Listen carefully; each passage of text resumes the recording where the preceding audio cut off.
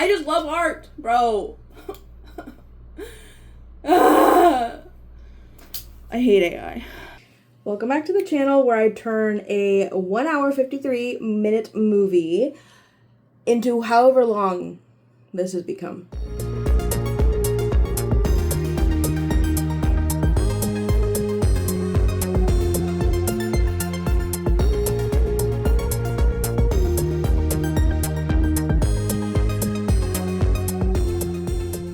Hello, this is Editing Nat. I didn't like how the intro turned out, so I'm going to redo it.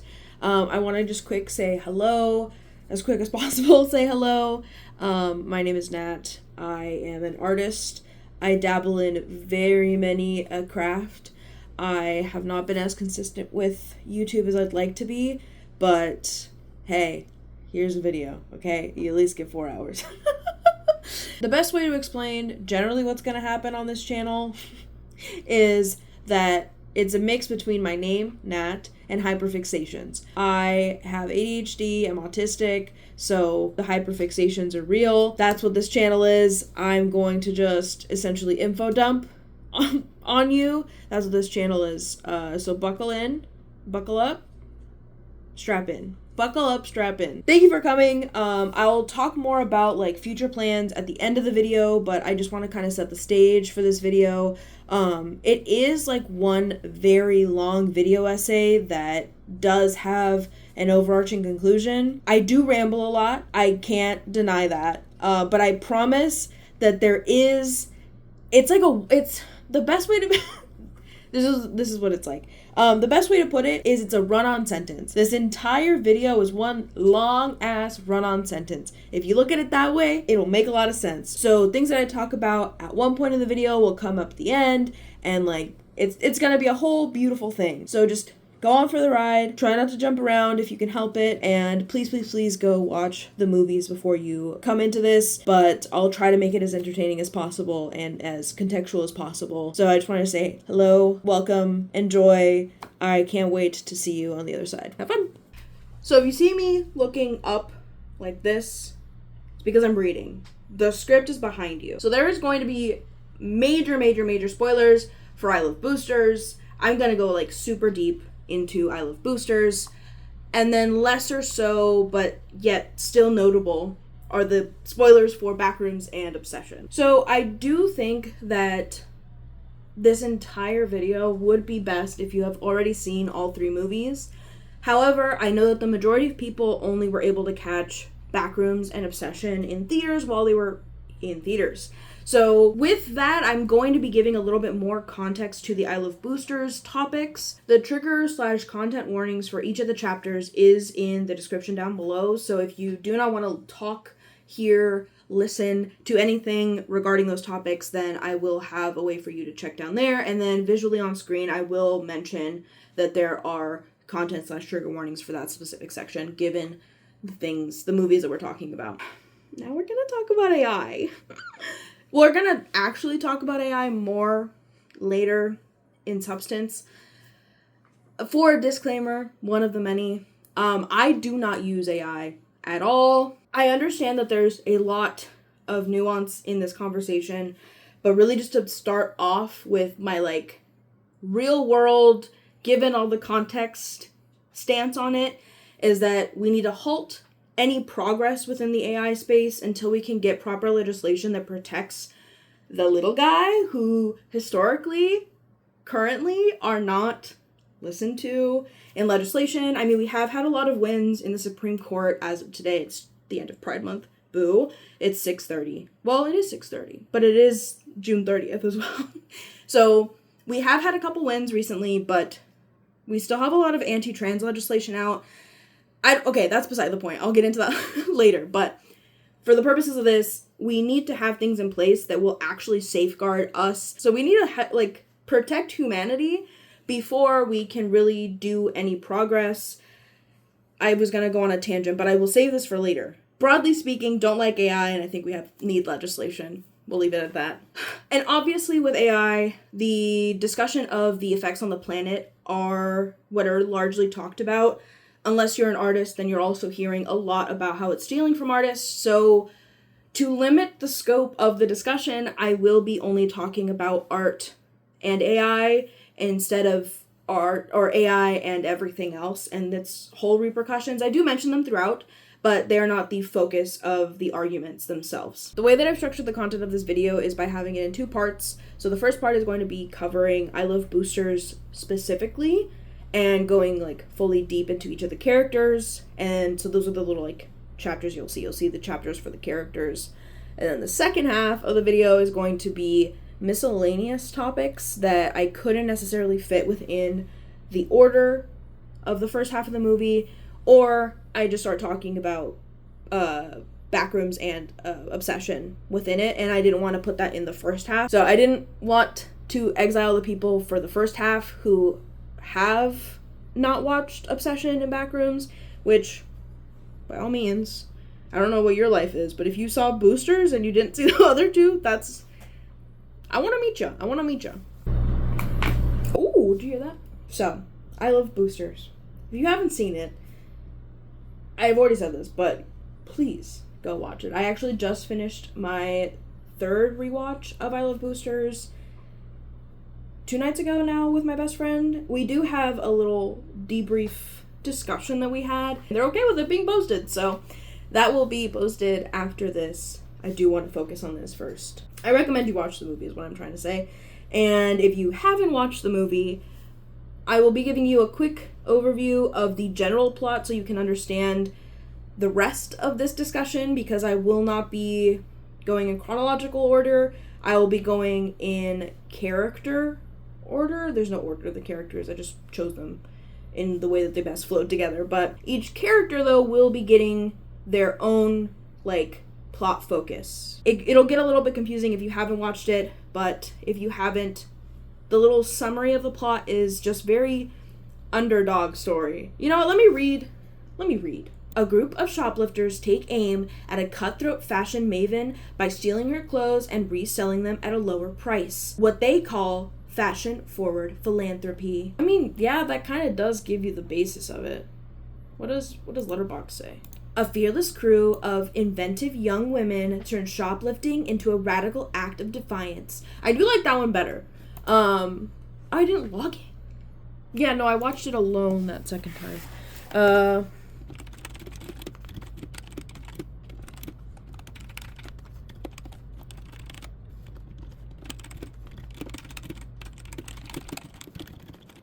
Sorry. So those other 2, non-spoiler reviews. For a basic spoiler review, I'm just going to read directly what I wrote. On the most basic level, I Love Boosters, which I abbreviate to Boosters, is an underdog story that follows the Velvet Gang's revenge on the CEO of Metro Designers, Christie, for stealing a design from our main character, Corvette, aka Corvassieracy, and Cassandra. On its most basic level, I've mentioned it's like an underdog story, but the specific story is about this group called the Velvet Gang, which is, I don't want to say it's like headed by anyone, but our main character for the story is Corvette. Her I would say real name, but like Corvette is a real name that she does go by, but like I guess her family given name is Cassandra.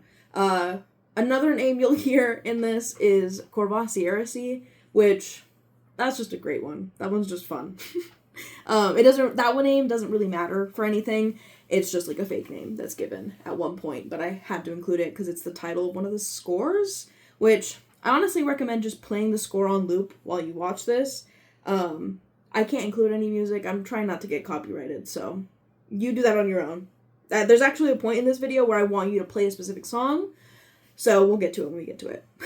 So Corvette is part of this group called the Velvet Gang, which includes, I mean, technically it starts with just the 3 of them, being Corvette, Sade, and Mariah. It's them 3 who kind of like go around, and slowly as the movie progresses, more people just get consumed within the group, so to speak. I don't know. It happens. You'll see. I mean, does your friend group not grow? Come on. There's a couple reasons why they do boost, and one of them is for the financial part of it, to sustain themselves, to make a living. Some of them have some of them, I think they all have parents. I don't know, I don't. Some of them have kids, and some of them just like And we all need to make money. Another reason why they do this, which was mentioned in I think it was IMDb's, was that they do this as a form of philanthropy, which this fucking line is just so hilarious to me. I call it triple F, fashion forward philanthropy. I know how to spell philanthropy. Branding, though. So the girls are originally from Oakland, but they do a lot of their work in the Bay Area, just generally speaking, so that they can hit a lot more places. But the majority of this does take place just generically in the Bay Area. So the rest of this movie is the aftermath, I guess, of what happens when these larger creators start stealing from smaller creators. And it also just kind of snowballs from there, because as they start learning about one thing, it leads to another, and so on and so on. So that's just the general gist of this entire thing. This movie is not just that. As I said, as they continue searching for Christie and trying to get her back, more and more starts getting uncovered and just, like, learned about by the group, that it just becomes a much larger issue.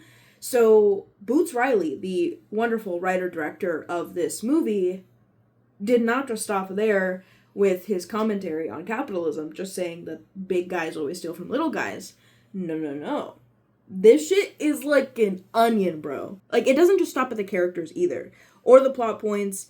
It goes past the screen, and it just, like, so much of this movie is, like, it speaks to me, specifically. I'm not the only one, but, like, for me, the reason it speaks so much to me is because of how it brings art into the conversation around anti-capitalism, which, again, I will get into later. I do not want to just, like, start rambling, because I won't get to the points I want to make. But I do just want to say that I absolutely admire Boots Riley for his ability to communicate such dense ideas and topics into such a perfectly distilled movie. There are multiple layers to each character that tell a complete story, but if you only stop at, like, layer 2 of the onion, you still get a cohesive story.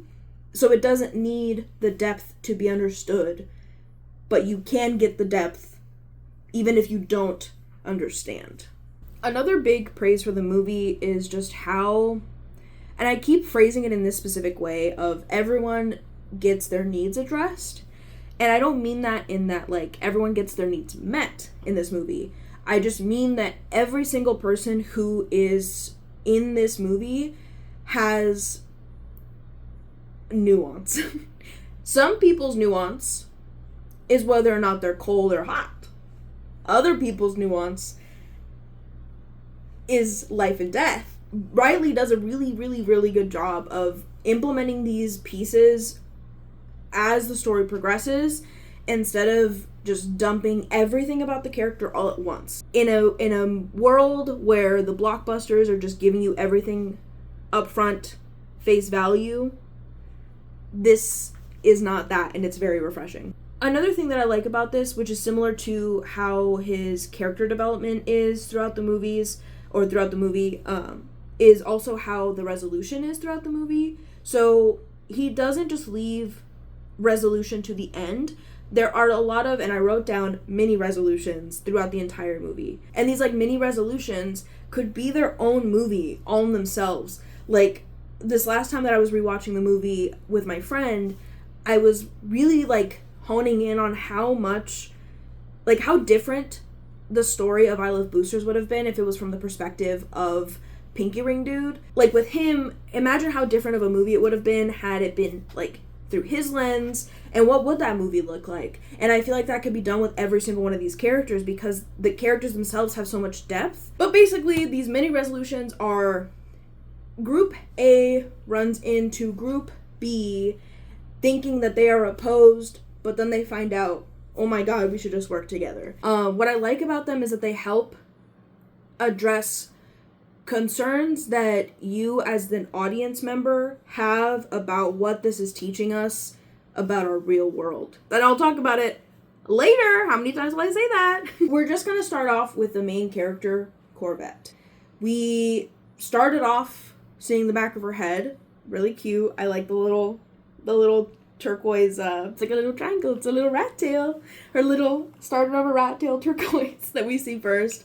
And she's like walking in a bar. So the reason she's in this club, it is just her trying to find new clients to sell the clothes that she's boosted to. And it's not just her who does this. We find out later that Mariah is also doing this. We'll meet her later. So what this entails to kind of find clients is we see Corvette like finding, like as she's walking through, you kind of see her like surveying the club, seeing who she thinks could be someone who would buy from them. So presumably someone with style, things like that. So the guy that she does go for is not the first guy she sees. In fact, she sees another guy first. Very intriguing. He's staring daggers at her. He's like, baby, I want to know more. But she avoids him. She goes, this guy looks like an easier target. I'm going to go with him. So she does. And it's funny because it's like starts off very flirtatious. And if you don't know anything about this movie going into it, it is like okay, cute. Like a nice little meet cute. So this is where we learn that she's from Oakland and has a place around the corner from where they're currently hanging out at. So they end up going to her place, and he thinks they're gonna have sex. Classic boy move. She is trying to sell him shit. Classic girl. No, but you see Corvette bring him back, and he's taken aback at first and is like, oh, I thought we were gonna have sex. And she's like, no, bro.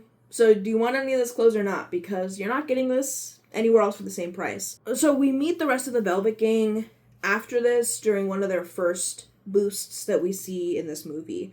Mariah is the driver of the vehicle, the getaway vehicle, and Sade is helping her bring stuff in from the location that's being boosted. So one of the first moments of this movie where you're kind of clued in that it's not going to be a normal run-of-the-mill movie is the scene after they get into the car where she feels literally drowning in the work that she's doing. And you can just see this as like, oh my god, they just boosted so many clothes and it's overwhelming having to try to sell that. But I think it also just early on clues us in that Corvette doesn't want to be doing this. This is not the end goal for her. After this, she wakes up from her sleep, because they were doing this at night, and wakes up to seeing the TV showing that they have been photographed at the scene of the crime, essentially. There we also find out that she's not living in the place that we saw earlier. That was just the apartment where they keep all the clothes. She's actually squatting inside of a chicken place. So they're squatting in this place, and we get a funny, like, shower scene with Mariah, and that's kind of where we get the introduction to their dynamic, where Mariah just kind of seems as the more, like, fun, go-lucky girl. Just, she's the one that gives us the iconic line of fashion-forward philanthropy. So that kind of gives you just a lot about her. But as Corvette is talking about the things that are weighing on her and how much she doesn't want to be doing this and instead wants to be working on her art, we get Mariah just being like, bro, this is out of my scope. You need to talk to Sade. So that's where we hit Sade. So our first, like, real introduction with Sade is them in the middle of a boosting operation where they're just, like, stuffing the clothes down their pants. The first one we saw was a break-in. This one is happening during the day as they're shopping. So they're just, like, walking around just like how you would chat with your friend if you were just shopping together. And they're talking about how, like, lonely Corvette is feeling. And as they get their, like, okay, or, like, the sign for them to, like, run and get out of there, we get another beautiful scene of just the absurdity and the, like, gives us whimsy. It also shows just how bad things are in this current environment. I don't know how many of you have played Cyberpunk, but that's kind of the vibes that I was getting from this, was just, like, how in-your-face crime is and how corrupt the people are that are supposed to be taking care of these things. That's another beautiful instance of, like, storytelling without just flat out saying something. As they're putting the clothes that are physically on them into the getaway car, they are talking about the loneliness again, and Sade is like, you know what, you're gonna come with me to see Dr. Jack. He's gonna get you fixed. We get a fun little commentary on how I don't want to be, like, drugged up out of my mind, which, another nuanced conversation. I will not tackle this one, but a nuanced conversation nonetheless. Maybe I'll talk about it when I talk about therapy. we'll get to it. That's when we get to see what friends being friendly is. So when we're first shown friends being friendly, it is just a close-up on the character Jack. Well, Dr. Jack. The character Dr. Jack, who is played by Don Cheadle, which I always feel like I have to say because I didn't know that it was him until I remembered halfway through the movie, and I was like, isn't he supposed to fucking be in this movie? And then I was like, oh, it's him. It's really funny because this scene is set in a furniture store and it just looks very backroomsy. So I really like that. That's not why I connect Backrooms and Boosters together. But I digress. And Dr. Jack is standing on top of this table to a bunch of people just sitting there. And we first just see him and then we start panning out. And that's when we get the full picture, literally. So we get the introduction to friends being friendly using all the classic tactics. We got fear-based tactics. We got preying on your loneliness. Like, he really is saying, like, all the right things for you to think that this is somewhere that will actually help you and your issues around loneliness, right? This is also where he starts mentioning money. So not only is this going to treat our loneliness and fix our loneliness, but this is also going to help our money problems. Really hitting all the right notes. And like, I dead ass, like, when I was watching this movie, I may or may not have been under some influences, but I was watching this movie and I wasn't even paying attention to anything else on the screen. Only looking at him and being like, wow, yeah, he's really saying some shit. Because he is. Like, how we defeat loneliness is by coming together. Yeah, that is the real truth. We defeat loneliness by coming together. But again, is using this phrasing and this therapy speak and weaponizing it to sell you a pyramid scheme. Which I need to, the pyramid's just going to be up here for you to really see. It wasn't until, like, halfway through the scene of the friends being friendly meetup is me, I finally noticed the fucking pyramid. Like, I was just like, what the hell, bro? I love it. I love this movie. I didn't catch this the first time, but so when I watched this, he does call it a Dr. Jack hack, and it isn't until now that I'm kind of like, is it deeper? In the same way that people will theorize that the reason why Frozen, the movie, was made was because a lot of people were looking up Disney Frozen, or Walt Disney Frozen, and it was coming up with his, like, frozen head. And so, like, I wonder if that's part of it, where if you look up, like, Dr. Jack as, like, a hack of a person, or, like, a scammer in that way, like, that way of using the word hack, it would instead take you to just, like, his page or something, and a way of, like, obscuring what comes up when you look up these things. Who knows? Not just pointing things out. And, like, back to the pyramid thing, like, saying that the system isn't built for us is, like, preying on those truths. And, like, that's what MLMs do. They use a nugget of truth, and it's not just MLM. Anything that is, like, falsely trying to convince you of something will always have a nugget of truth, or a nugget of, like, emotional truth to it, but it is being applied in a completely wrong way. In this sense, saying, like, hey, like, this is how we can actually beat the system. We can be on top. And that's not the fucking case. A pyramid scheme is a pyramid scheme for a reason. The only people really doing well are the people up top. The further down you go, the worse you do, and you cannot do as well as the person up top. Never. You'll never be able to do as good as him. As good as this person. It's usually a him. Sometimes it's a her. But they're like a Christie her, not like a good her. Hey, it's me again. So one thing I forgot to talk about was this scene that's playing behind me. I mentioned earlier about how everyone gets their needs addressed, and this is one of those scenes where you get to see the inner world a little bit of Dr. Jack, and you get to see that at one point he was downtrodden, and now he has snaked his way up to the top, or at least closer to the top, making it much easier for him to move in the world, and how now he has crumbs falling out of his mouth. And I really like the way that Don Cheadle acts in this scene, really showing how these people are still trying to buy into this idea mentally, even though there may still be some part of them that is a human still. Similarly to how he tells a little story, I too want to bring in that I'm not saying that everyone with a ton of money has a lot of humanity left in them, but I look at my dad and he's someone who is very similar to this, who started from nothing and now capitalism has kind of ruined his brain to the point where I had to cut him off, not specifically because of the capitalism, there's a lot of other things, but I did eventually go no contact, and part of it being how rotted his brain has become by capitalism, but there's still a person behind that, and that's what I like about the characterization of the Dr. Jack character in this. Thank you for listening to that tangent of a trauma dump. Back to the regularly scheduled programming. I mean, like, one thing that I really love about this scene, though, is that we get some of the common issues with these things where people get isolated by their families, people don't have money, and you see the way that they're armed to answer these rebuttals to what they're doing. It flat out just turns into like, well, tell your mom fuck you because she no longer wants to speak to me because of what I'm doing. And then Sade is telling Corvette just flat out that, like, that's just negative thinking. Like, that's not a growth mindset. That's a fixed mindset. It's that kind of language that is being misused to harm others and better yourself.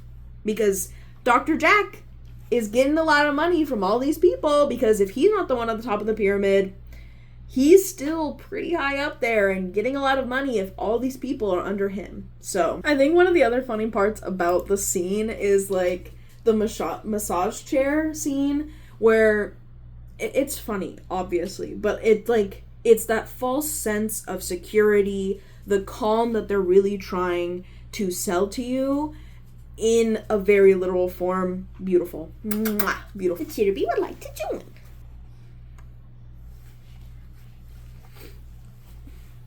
So I just watched a Dan Gonzalez video where he goes and visits a bunch of these like weird Zillow homes that are also on Airbnb. And one of them is a bunker that was designed and made for the creator of Avon. Why this makes sense in this topic is because Avon is a pyramid scheme.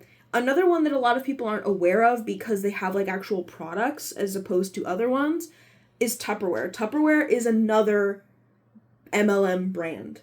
Like, there's a reason why there were Tupperware parties. It wasn't just to sell Tupperware, it was to sell the idea of Tupperware. But just broadly speaking, markers of an MLM are having what they call a downline, and that's like your main source of income, which is you recruiting other people who will recruit other people. So you who will recruit people who will recruit more people, which is a pyramid, right?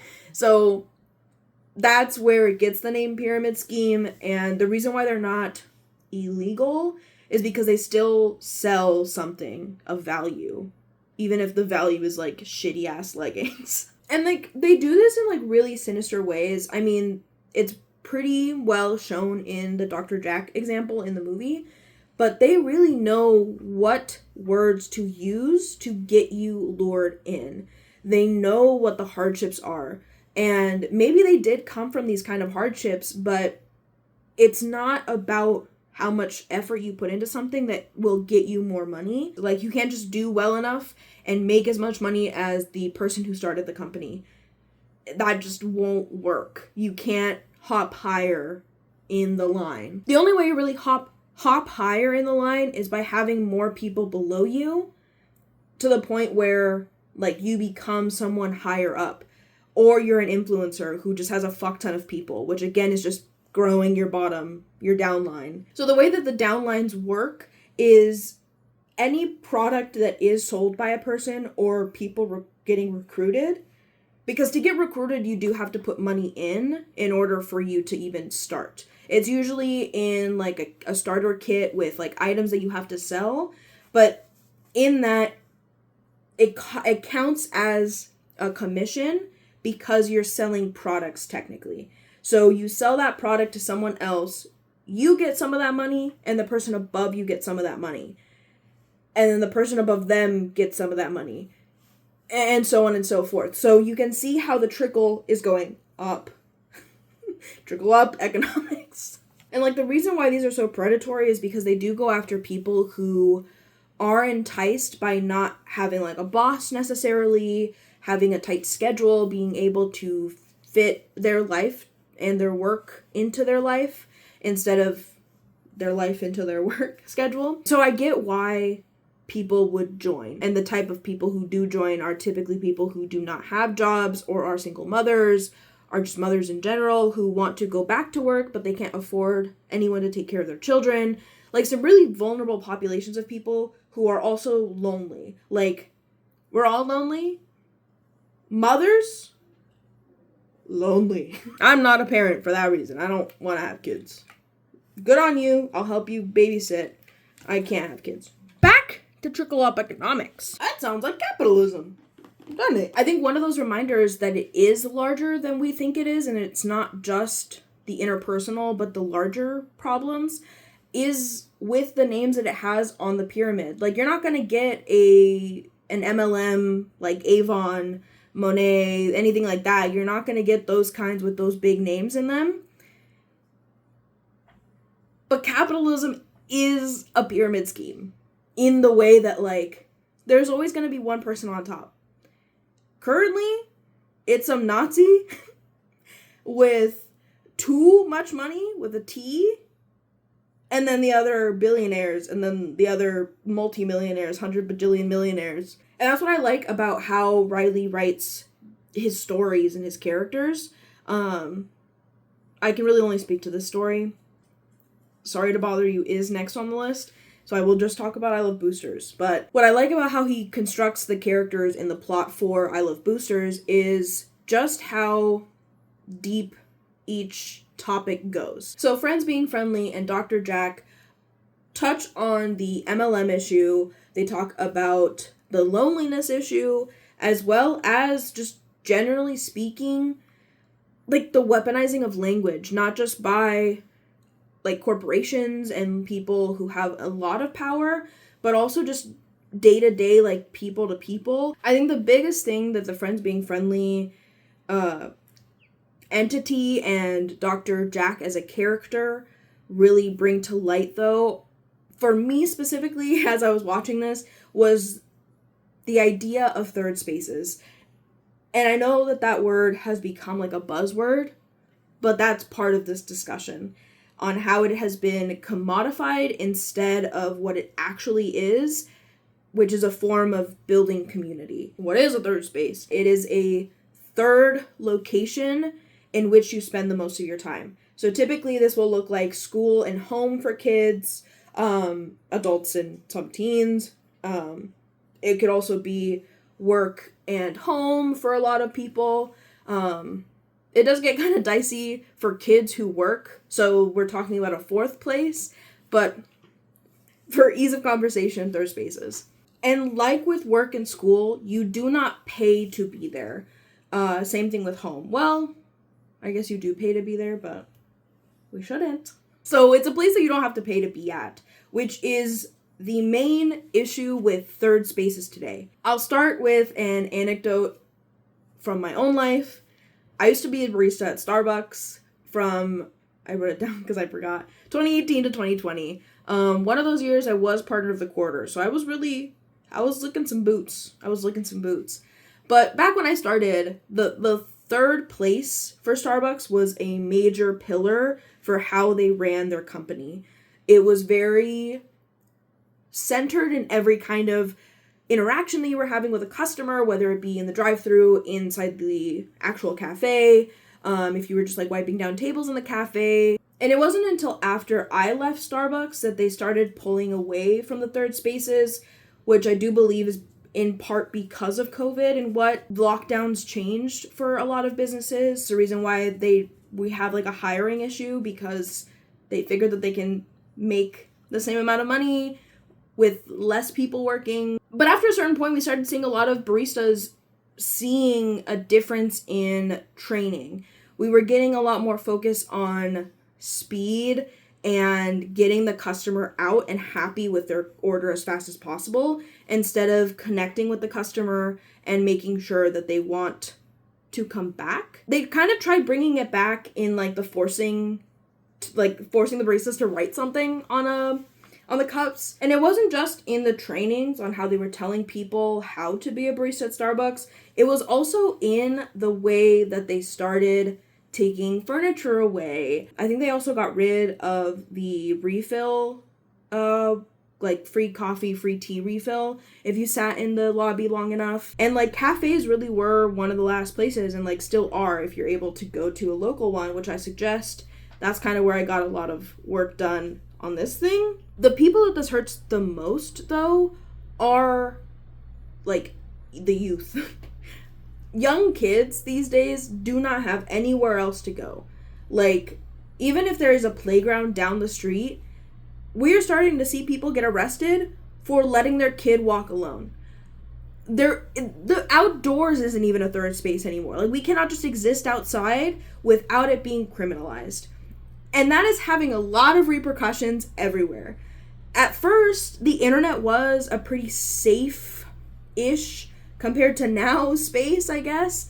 Maybe because there just wasn't a lot of people on there, and as opposed to now, whatever. I mean, look at Roblox. They just have been going through this whole long thing about letting children be groomed on their platform.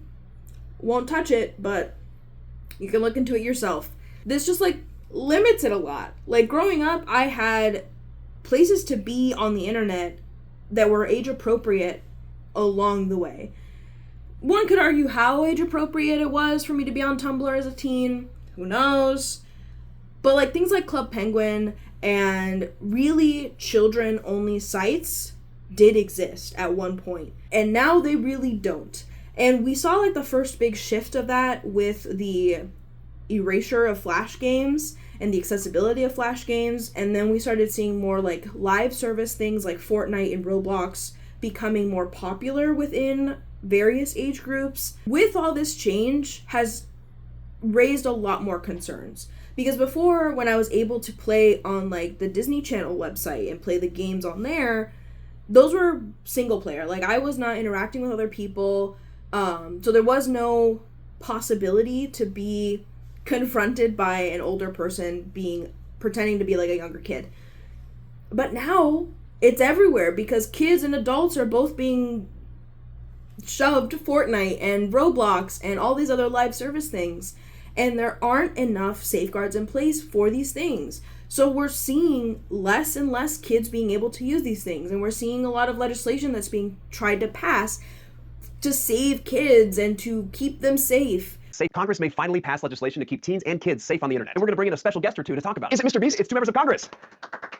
Hi there. I'm a Democrat and I'm a Republican, and together we're working on 3 bipartisan bills that would protect teens and children online. What do I need protection from? Complete strangers, AI content, social media content, sexual content, bots encouraging you to commit suicide, and everything else that is driving up suicide rates in teens. Fair enough. How are you going to do it? Well, one of these bills legally requires social media companies to preemptively design their products to prevent and mitigate harm to kids. No, we took that part out, remember? Oh, yeah. But we put in some rules for your AI bots. It would have to tell you to take a break every few hours. You should take a break. Okay. I am not a natural person. If our bills become law, he has to say that to you. Do you feel like a natural person? Great question. Recently, Anthropic says that their bot may have achieved consciousness because it appears to be experiencing anxiety. Speaking of anxiety, this bill would require AI bots to provide resources for suicide prevention if there were any hint of ideation. That's way better than talking someone into it. It sure is. There is a giant loophole, though. Don't.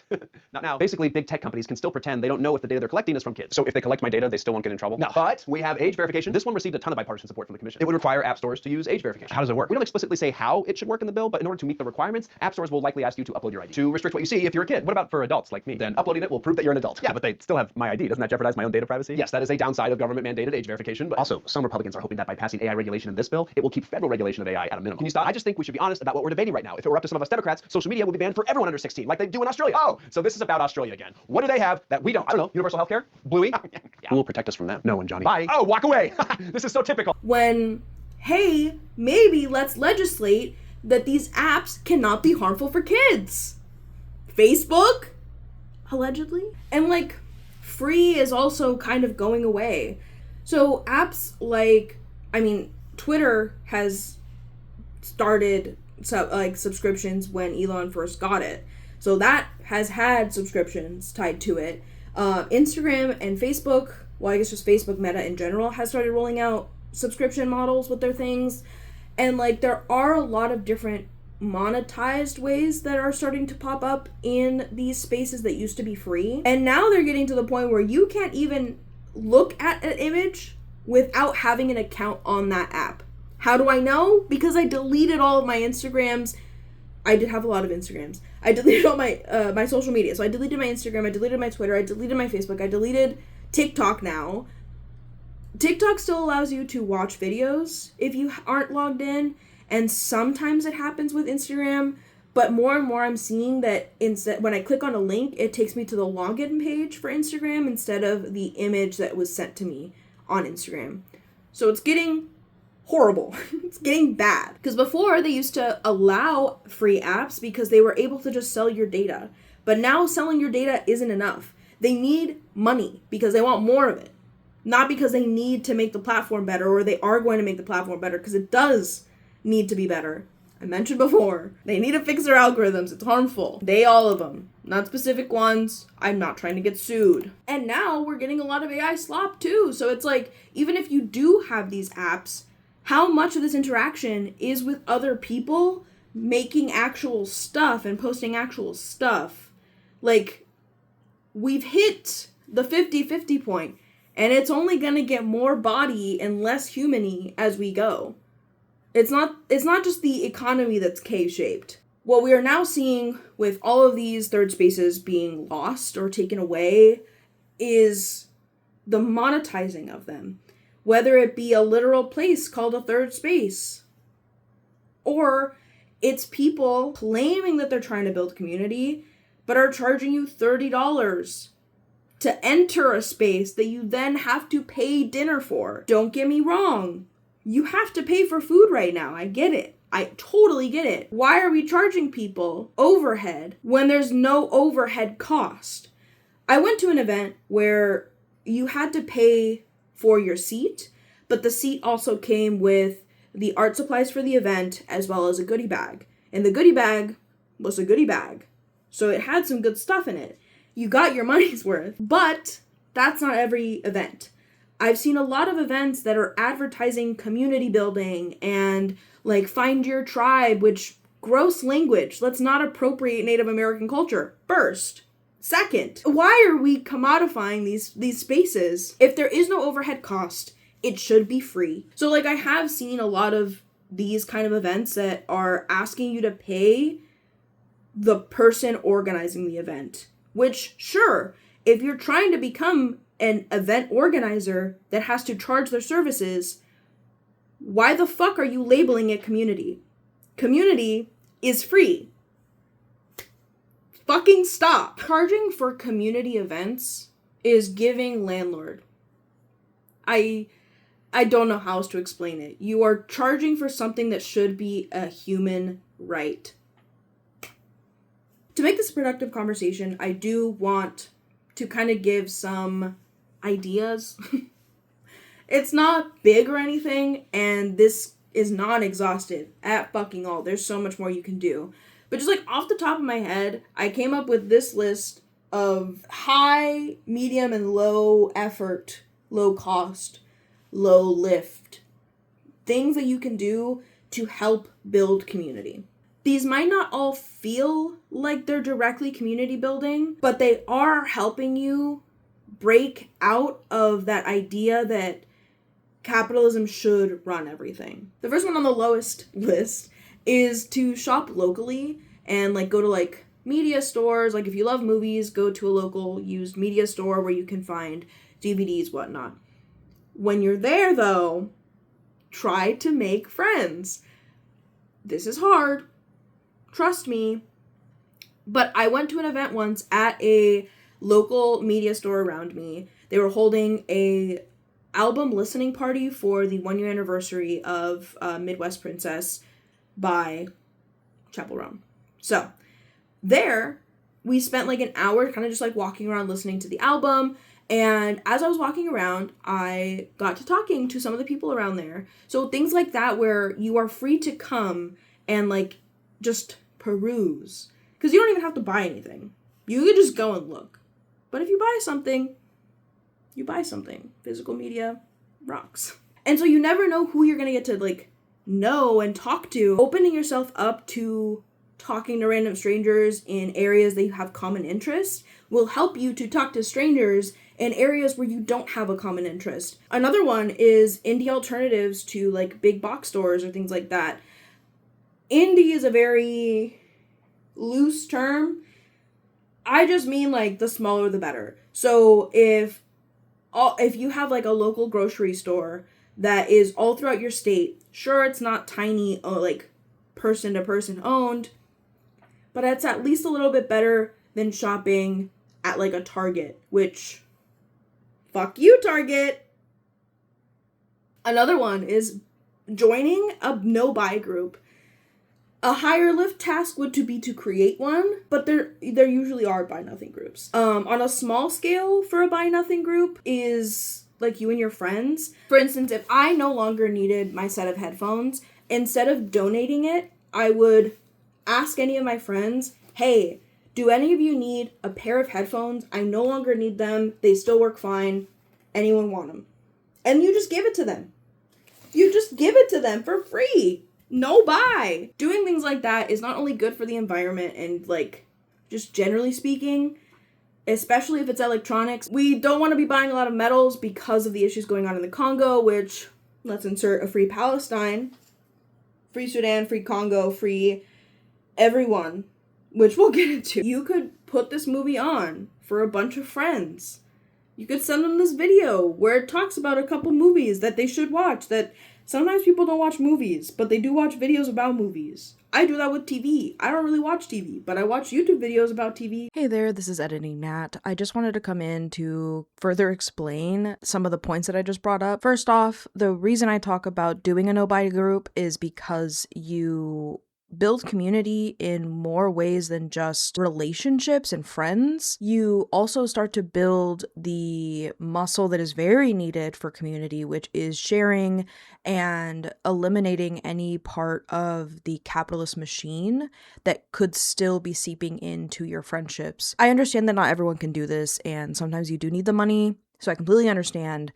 But if you are able to, like if you were going to just donate something, try sending it to your friends first and seeing if they want it, then donating it, and preferably not to just Goodwill, looking up other locations that could potentially use that more than a for-profit company like Goodwill. Second, the reason I talk about showing this movie or this video to your friends is because it could be a way of introducing them to these topics, or introducing the topics just generally speaking, so that you can have a jumping off point, and that way you can start building a little bit more political theory knowledge and implementing that into your day-to-day life. Back to Video Nat. You have not seen the last of me though.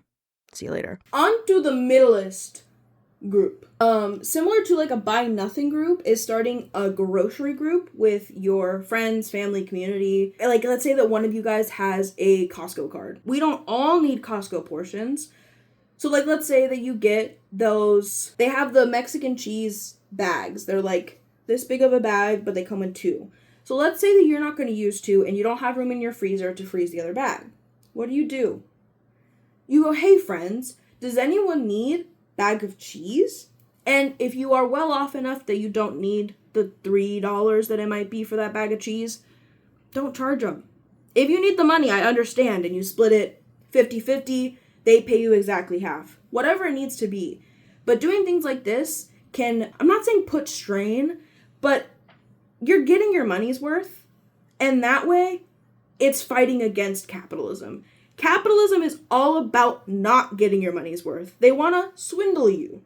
So in any way that you can get back at them in legal ways is good. Another one that I put in the medium level because the emotional toll that this might have, but just talking to your friends about how you're feeling. That exposure therapy almost of dipping your toe in the safer areas, like talking to your friend about heavy topics like politics and or just like what's weighing on you personally, will help you in the future. Like with me, for instance, if I wasn't comfortable talking friend to friend about politics, it would be much harder for me to come on here and talk politics in this kind of way. And it wasn't until I felt more comfortable talking about politics with my friends that I felt comfortable talking about politics with people outside of my friend group and people who I normally wouldn't have these conversations with. This is another, like, weird medium that could be a heavy lift thing that you don't necessarily have to do, but if you feel so inclined, one of the things that I've seen a lot of artists do online is to take signs in their everyday life that are from, like, a small business or something like that, and offering to redo the art as actual art and not just AI slop. You could do this. I'm not saying you should or should not. I still don't know how I personally feel about this, because it could turn into this whole other thing where small businesses now use this as a strategy to use AI instead of paying for someone, because they can always get someone to do it for free. So it gets a little iffy. You can do this as you please, if you even please. But I still put it on here because it is an option. Another way to volunteer your services is, one that comes to mind specifically is during the height of the ICE protests in the beginning of the year. There were a lot of community events where you were able to learn how to be a better community member. So I would encourage you to seek those out. I mean, another one is pretty obvious, going out and protesting. I can't protest because I'm disabled physically and have the plethora of issues. But that's why I go so hard in other areas. So you kind of just have to, like, fill the holes where you can and how you can. And I mean, that's just a general tip overall for being a better community member, is knowing what you do best and offering that service. So for me, another way I volunteer my time is because I have so many art supplies and because people know that I'm artsy, people will come to me to fix their clothes. And it's nothing huge. I think it's really only been a couple times that I've been asked to, like, fix something. Sometimes it's just like, hey, can you customize this for me? Because I don't want to have to buy it custom. So once I had my friend bring me over a shirt that they needed me to put, like, a letter on. So I was able to sew that letter onto the shirt. For convenience, sure, you could just buy the thing from Amazon. But if you want to not do that and support other people in your community, I do recommend trying to find other people to do maybe even just like a service swap where you're like, hey, I can offer you mending services like I was just talking about, and in turn I need help cooking. I'm not great at cooking, or grocery shopping because I can't leave the house. Like there's a lot of different things that you can do with this. Similarly, you can ask, like if you live in an area that has a lot of older people living there, you could potentially spark up a conversation with that neighbor and ask them like, hey, do you need like any help around the house? Do you need help with groceries? Things like that. Just finding ways to give back to your community is a good way of building community. So one of the larger lift things, and like the major one that I put on here, has specifically to do with financial stuff, which is why I put it in the heaviest area, because we don't all have a lot of money. So what this could look like is giving money back to people who need it, like any of the GoFundMes for people in Palestine, but you can also look to people closer to your circles who may potentially be fundraising for top surgery, which you do not have to donate, but if you would like to and have the money to, again, if you're my parents, send me money. There's also other places that you can donate to. I think I have on here, the Trans Law Center is one that I heard about through the Wholesome Games Direct, where they talked about a bunch of fun, wholesome games, and they were raising money for the Trans Law Center. Another one is the Trevor Project. This one just broadly helps people under the LGBTQ spectrum. And you can also do other research into other places that you want to donate your money to. But these are just some ideas of how to strengthen community at different levels and at different amounts of effort. I just took a break to get some water and go outside, rejuvenate, rest my voice. It wasn't really that long. I just went, I need to go fill my water and I need to take Minnie out to go pee. So things may look a little bit different, but we're back. We're back and we're ready to talk. On to Pinky Ring Dude. And I'm going to use a heteronormative, like, male and female situation here because we are talking about a man and a woman in I Love Boosters. So the main issue that Corvette has is loneliness, and that's what she's seeking help with. So friends being friendly didn't really work out, and she kind of already has some friends, she has some friends already in the Velvet Gang, but it's still she's still trying to figure out what that loneliness is coming from. So relationships are another way of curing loneliness, and I say that in quotes because being in a relationship doesn't necessarily cure it in and of itself, and depending on who you are in the relationship, you may be giving a lot more than you are receiving. And this is not all relationships, obviously, but it's not a guarantee that you're going to get your loneliness fixed or your loneliness like fulfilled through this one person. That's kind of dangerous. Because even when I did have my partner, who is a very lovely partner who does help me a lot and does cure a little bit of that loneliness, it wasn't until I was able to get a very strong support system, friend group, family, that I was able to really satiate that loneliness that I was feeling. So it really isn't like a cure-all, and yes, it does do a lot of good in that being in a relationship usually means your cost of living goes down because now you have two people like trying to pay off one set of bills instead of two people paying two sets of bills. So relationships really aren't like a cure-all that will fix everyone or even help anyone. They are just a partnership that hopefully does cause for some growth, but unfortunately there are some pretty bad people who instead choose to abuse. I think the real reason people have that like conception about relationships is because we do see a lot of growth happen within relationships.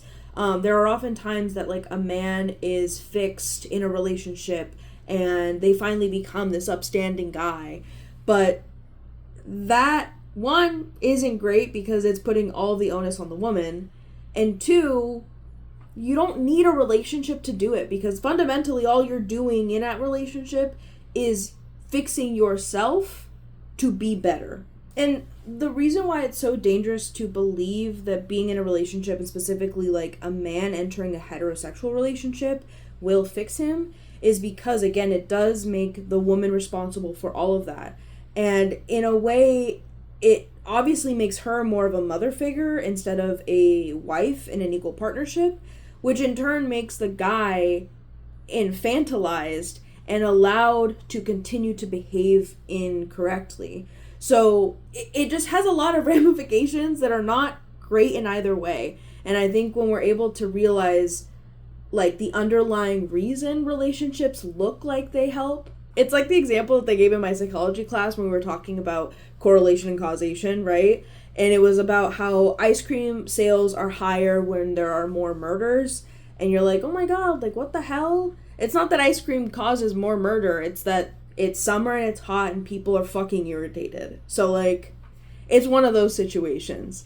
And when you can finally get to like the actual reason of it, you can actually attack it and fix it. I also like how Boots Riley takes this to another level in that these performative men are doing the right things. That's why I love that Boots Riley makes him a literal soul-sucking demon. Because, like, at first you see that scene and you're like, oh my God, that's just so funny. They're, like, just talking about how great he is at going down on her. And, like, yeah, that is a marker of a better man because he's willing to go down on you and actually does it well. And so, like, on the surface it shows that, like, maybe he's a good guy. Maybe he actually does care about what women want and does care and to, like, help and not just, like, participate in being a man. But then you start to kind of peel it back the more that we learn about him and how he really doesn't care about Corvette. He cares about what being with Corvette could do for him. He will interrupt her all the time. I mean, the first time we see him after the club scene at the beginning, we see him in the middle of her boost. She is about to run away and, like, get done with the mission, but he's like begging for her phone number, not being able to understand, like, hey, maybe this isn't the time. Maybe she's in the middle of something that I'm interrupting. Showing that men can say the right things and even do the right things. But is it really, like, it comes down to, like, why they're doing those things.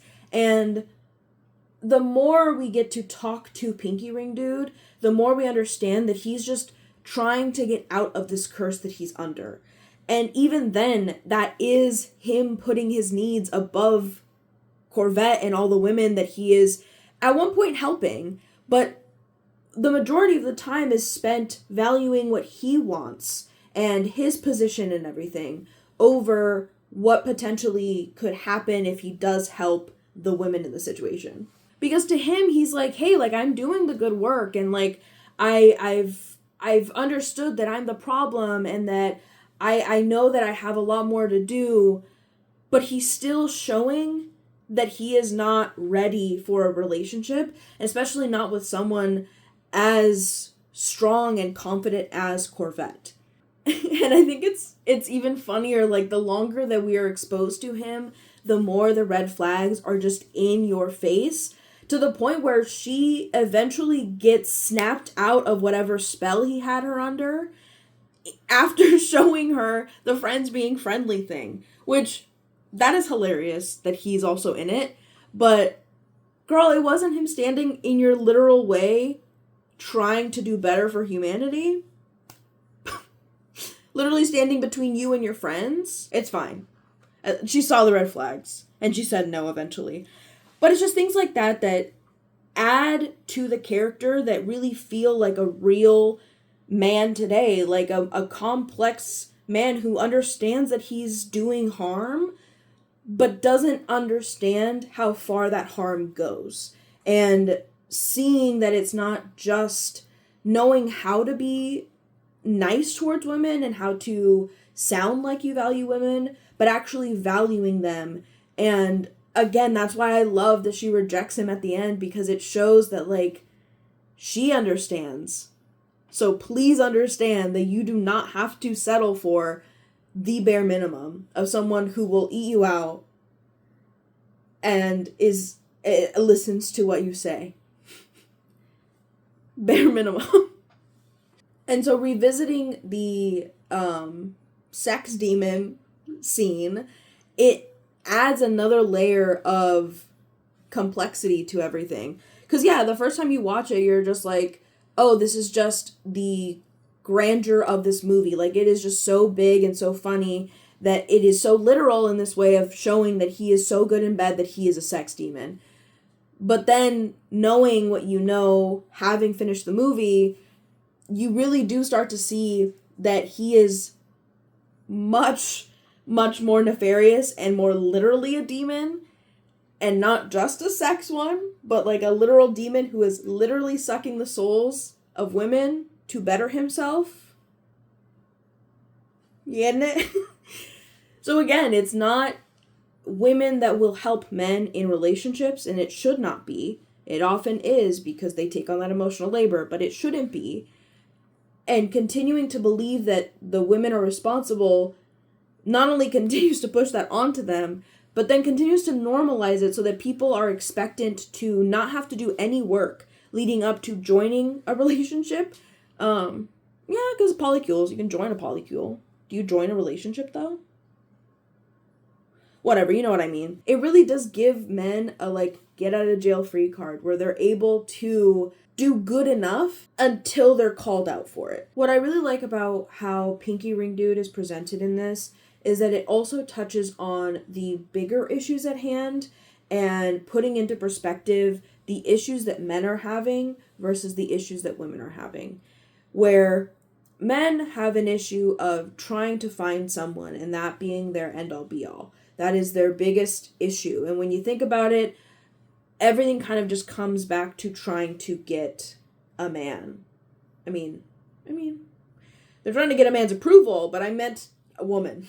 Again, we're talking heteronormative. Whereas the women in this, and just generally speaking, are fighting for much bigger things. They're fighting for, and not specifically in this, but just generally speaking, fighting for reproductive rights, like, just bodily autonomy, period.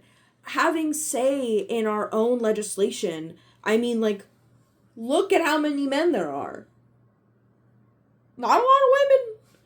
And who's making the laws? Mostly men now. Look, I say we, AFAB, we got bigger issues than just trying to find a mate. In fact, that's so far on the back burner, it ranked lowest of the low compared to men. And actually, that reminds me, I should bring this in. Like, we saw this all circulating, that, like, the priorities of women and men are very different. And I like that that's reflected in this to the extent that it does become detrimental to women. We see that Pinky Ring Dude is literally blocking the door to the change that can happen if they enter. And there is a little bit of guilt tripping of like I'm giving up so much for you, like I'm betraying my employer for you, oh my goodness. And later, sure, he does open the door for them to go in, but it isn't without a give and a take. And there's still a lot of power that he holds over the women to get what he wants. And sure, he doesn't get what he wants by the end, but we're also dealing with a much, I don't want to say easier man in that sense, but like when comparing a more liberal lefty to a righty. And so it's really good to see that it isn't the kind of man that we have been seeing as the toxic man. We see a more left-leaning toxic man because they exist. Oh boy, do they exist. I feel like, broadly speaking, this is just how I feel in my brain and through my anecdotal evidence in my brain of the things that I've had happen in my life. The right-leaning men are more overt in their toxicity, and the left-leaning liberally type of toxic men are the ones that will do it more covertly and will use a lot more manipulative pseudo-intellectual language and taking those therapy words and twisting them to mean not at all what they're actually meaning. We see, like, with the Jonah Hill texts that came out, like, he was weaponizing that therapy language. And that's what makes it really hard to now know who's good and who isn't. Like, who's gone to therapy and, like, at least tried somewhat, and who's just gone to therapy to get ammunition. It's, like, it's really hard, and that's where people like Pinky Ring Dude come in. Where on the surface, he looks like someone that, like, you can trust. He's reading a book, presumably drinking matcha, has a tote bag, knows exactly what to say. Yeah, Pinky Ring Dude is simultaneously my favorite and my least favorite character because of how well he is portrayed as one of those guys. Gross. And while Pinky Ring Dude is not really like a big bad, I would still categorize him as an obstacle at the very least in this whole story, not necessarily a villain. And I feel like the villain is Christie. So Christie isn't like the villain when we actually take everything into context, but she is the biggest villain and contributor to the villainy in the world that we get to see in this movie. What I mean by that is she's just a stand-in for big corporations, billionaires, the oligarchs, basically, as we find out later in the movie. She is the biggest bad we get to see, as she is a vehicle for other in our world, big bads. But the first proper introduction that we get to Christie is in a documentary on a phone. Interestingly, they do call it a documentary advertisement thing, which, yeah, Melania, I'm looking at you. Propaganda much? Okay, so after we see that documentary, we get to see the building in which she inhabits. So this isn't her home, but this is really the only place that we see her in at any point in the show or the movie that isn't the show at the end, which may also still be at that same building. Honestly, I don't know. I don't think so. And it is on the brink of collapse. Literally. Again, with the set dressing. It's beautiful. I also like it because it shows, like, how crooked she is. Literally, like, she's a crooked. So it's just many different interpretations of just one shot alone. Like, beautiful. Amazing. Boots Riley. I love you. I love this movie. I don't know you. So I forgot to bring up this shot while I was recording. It is just hilarious to me, and as I was grabbing this clip, it clicked that Forged Democracy Think Tank is FDT. Boots Riley, the man that you are. The reason I wanted to bring this up was because of how perfect it is. So I have a friend who worked for a big name company that you would think is pretty left-leaning, maybe not given some of their previous and most recent controversies, but for the most part, pretty liberal. And the workplace was really liberal too. They had a bunch of like committees, I think is what they call them, for different marginalized groups. And I think a lot of businesses have these, but I feel like they're used in a way to shield themselves from the claims that they could potentially be in any way phobic or racist, anything like that, towards the people that work for them and the people that they service. And they're very similar, from what this friend was telling me, to Christie, that they operate in a way that it feels like they just secretly hate the people that work for them, which like isn't shocking or like wild news, new news even, but I just really wanted to bring attention to this, and I will talk about it more when we talk about the skin suits, but I just wanted to call attention to it now and talk about it in terms of Christie because of the fact that she is the big bad in this. Back to pre-recorded Nat. What we do learn about her specifically is that she did at one point care about fashion and care about art. But when we get to see her talk about art now, it's again very intellectual in a way that is made to confuse, so you don't understand that she's actually just talking bullshit. It's like, oh, the aperture of that was really blurry, and I really would have upped the exposure on that one because the curves were really off. Like, if you don't know shit about shit, and I'm talking to you about cameras and editing photos on Adobe Lightroom, you're like, wow, that person knows shit. I was intentionally trying to use them in incorrect ways, which is why you saw me stumble.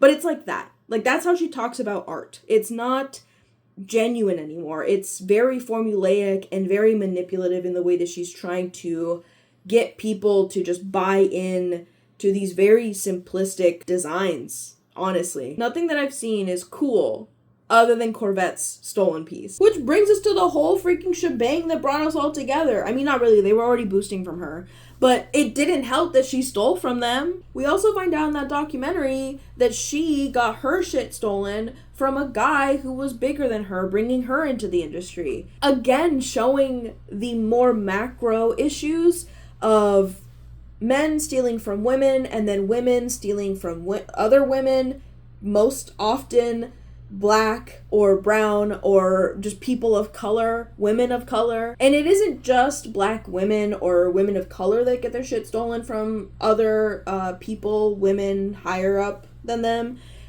We also see like a Black man getting his beating pattern style stolen. If you're like me and you thought these bags were some of the best things to come out of that Louis Vuitton show, they're actually ripped off completely from this designer. This designer, Mila Textures, I hope I said that right, is prominent on social media for their beading. And it's not just Louis Vuitton happened to bead in the exact same way. One of the designers from the team actually follows this creative. And I took the time as well to see maybe this was a prominent style maybe 5, 10, 20 years ago, and you really cannot find anything like this unless you look at this designer's work. Now, you don't gotta wait until next year to get the Louis Vuitton copied version. You can just go and support this Black designer right now. I'm Adam Cross. I talk about fashion and art on my page, and if you want to continue discovering real creatives like this is the page for it. So she shows us how companies will steal things not just in more known ways, like stealing from a submission of like a contest from a bunch of artists, which happens a lot, but it also happens just on the internet. No one has to submit an idea to anyone anymore because you can just go on the internet and find inspiration, which yes, you can find inspiration, but brands like this are not simply taking inspiration. Like, Shein has the same thing happen. They've been shown to have stolen, like, designs and patterns from other smaller creators who may or may not be people of color, but they're still just smaller creators. So this isn't even just, like, a black and white issue or a people of color and white issue. It's just generally speaking a power issue. Again, coming down to capitalism and not just racism. But racism does play a part within who does get preferential treatment within different systems. And naturally, this brings up the question of who was justified, if anyone, in stealing from one another, because we find out that Christie stole the design from Corvette after they've started boosting Metro designer stores.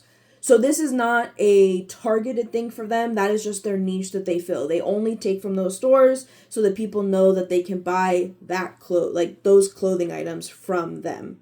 So that's just like a strategy, like branding thing, not necessarily a targeted thing. It doesn't become targeted until they find out exactly that a design was stolen from them. And even before that design is stolen, we hear Corvette talk about how the fashion and the clothes around them already belongs to them, showing that these designs, whether or not they were taken specifically from her, have been taken from the community and regurgitated in some whitewashed way to the masses, and in that way it is theirs, which gets into what we will only talk about philosophically. Please do not do anything. We're going to talk about a term that I believe I've coined, but ethical stealing is what we're going to talk about. And in order to discuss this, I will put on my psychology hat. I do have a degree in psychology, sociology as well, but psychology specific for this one. In getting my psychology degree, I had to take a developmental psychology class. In that developmental psychology class, we learned about the stages of moral development. And we specifically talked about Lawrence Kohlberg's stages of moral development. I had to read that behind you. Pre-conventional, conventional, and post-conventional. And honestly, you can think about it in like a bell curve kind of way, where it's mostly kids that stay in the pre-conventional area. The majority of people are in the conventional area, and only a small group, 10 to 15%, I think it is, of people who are in the post-conventional moral stage. So I'm going to have it all here, but the different stages are punishment and obedience, self-interest, interpersonal accord and conformity, law and order, social contract, and universal ethical principle. I will give a quick little summary of each of these, and then I will give an explanation or like an example of how each of these apply to the movie. If your morality is based in punishment and obedience, your choices are made on whether or not you are going to get punished. The second is self-interest. So this is now making choices to gain something. So now we get into the conventional level, and within that we have the accord and conformity stage, which is doing things based on social approval. Law and order, I think, is the easiest one to kind of understand. It is making the choices based on the laws that are currently in place. So once we get into post-conventional, we have the social contract stage. I'm just going to read it because I haven't been able to nail it yet. It is a justice-based thinking that may override the law if it does not serve the greater interest of society. So that's why it's more advanced than the law and order, because law and order is pretty cut and dry. It just is legal or it is not legal. So the very last stage is the universal ethical principle, which basically just holds your moral judgment above all other forms of decision making. And this one, up to only 15% of the population will achieve getting here to this position. I say here because I feel like I'm in this level, but I'll get into the example so we can fully talk about them. So to explain the stages further, I want to give you examples, but in my class we use the Heinz dilemma, which is right here if you want to read it. It's gone. I'm going to use this movie and specifically the question of, is it okay for Corvette to boost? For all the stages of development, each of these will have a yes and a no. Just because you are in the same level as someone else does not mean that you will arrive at the same conclusion. For the first one, punishment and obedience, the answer to the question of is it okay for Corvette to boost is no, because I'll go to jail. Again, that punishment being jail time and getting in trouble. Conversely, you could say, yes, it's okay to boost because no one's getting hurt. So really, there is no issue here, right? For self-interest, though, someone would say no to it because jail isn't fun. So not just simply because they would get caught and go to jail, but because the punishment of jail is not fun. Like, I don't want to do that. Do you? Again, you could say yes, though, in a self-interest thinking way of, I like fashion, so yeah, I'm gonna get clothes out of this. This is fun. For interpersonal accord and conformity, a no would look like, no, because only bad people steal and I'm not a bad person. A yes would look like, I have to help my friends. They're doing it, so I should do it too. For law and order, very easily, no, I shouldn't steal because it's illegal. Or no, she shouldn't steal because it's illegal. A yes here would be that Christie stole first. So really, who's in the wrong? Who's a bad person? In the social construct level of moral thinking, a no would look like, no, because if I steal from them, the workers are going to have to pay it back, so there's no point. Yes would be because my community needs it. We saw that the mom was only able to pay for her kids' clothes when they were selling it to her. She wouldn't have been able to buy them otherwise. 2 for $20, back to school special. Would have been asked out for clothes this year if it weren't for y'all. So for universal ethical principle, I had a hard time figuring out what a no would look like because I'm like, I just fundamentally can't think of someone saying no to this, but I figured it out. A no would look like, no, because I'm going to traumatize the other people who are there shopping while I boost. So it was a little hard to come up with that no. But the yes was easy because this is how I'm justifying what happens in this movie and this movie alone. Yes, because Metro designers and Christie are committing human rights violations and stealing from other designers while overcharging for the clothes.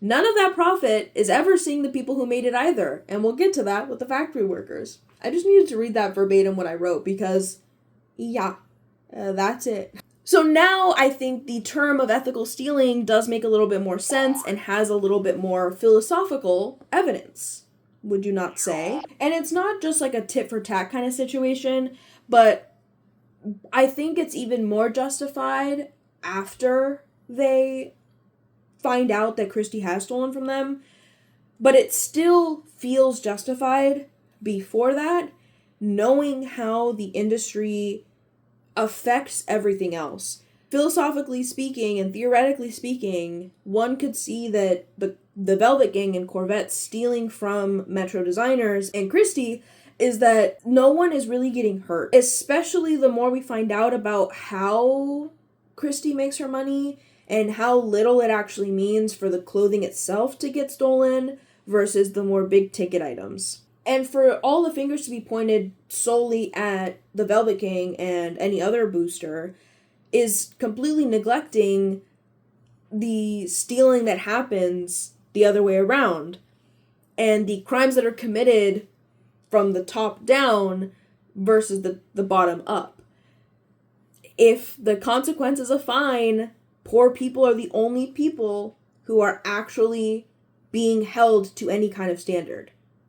Rich people, do you think Elon Musk gives a shit about a $250 towing charge? Motherfucker's gonna park wherever the hell he wants. No shit, he's a piece of shit.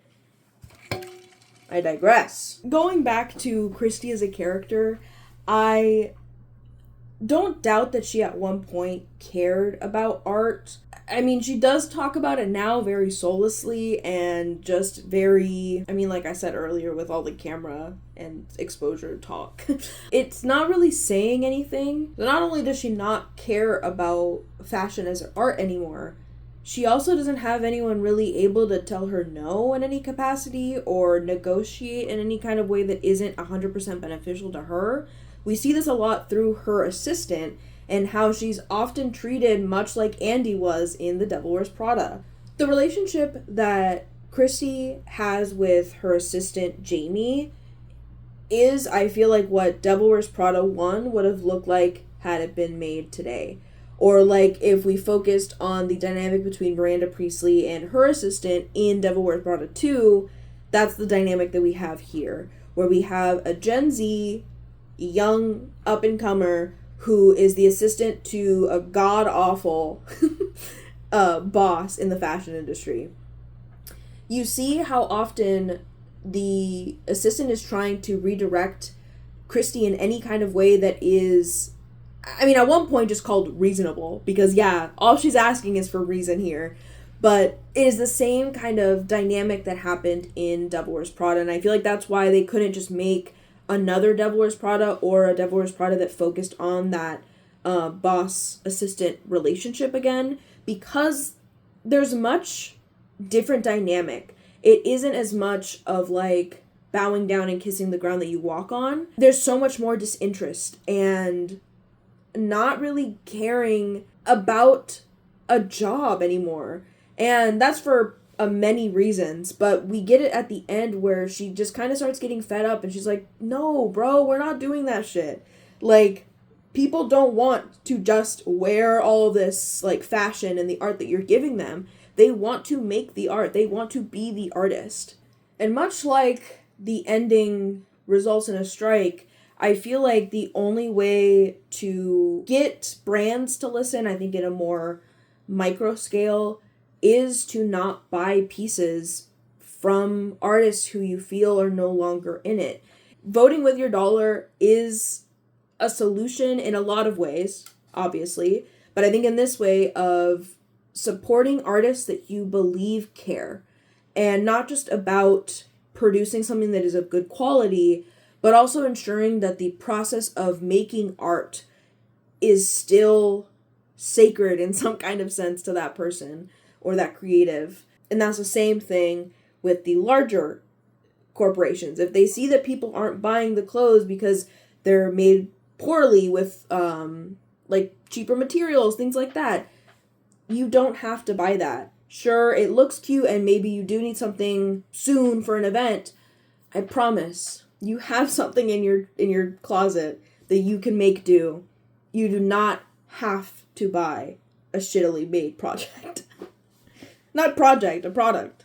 You don't have to buy shitty things. Like if at the same store you have an option between a polyester and a cotton shirt, go for the cotton shirt.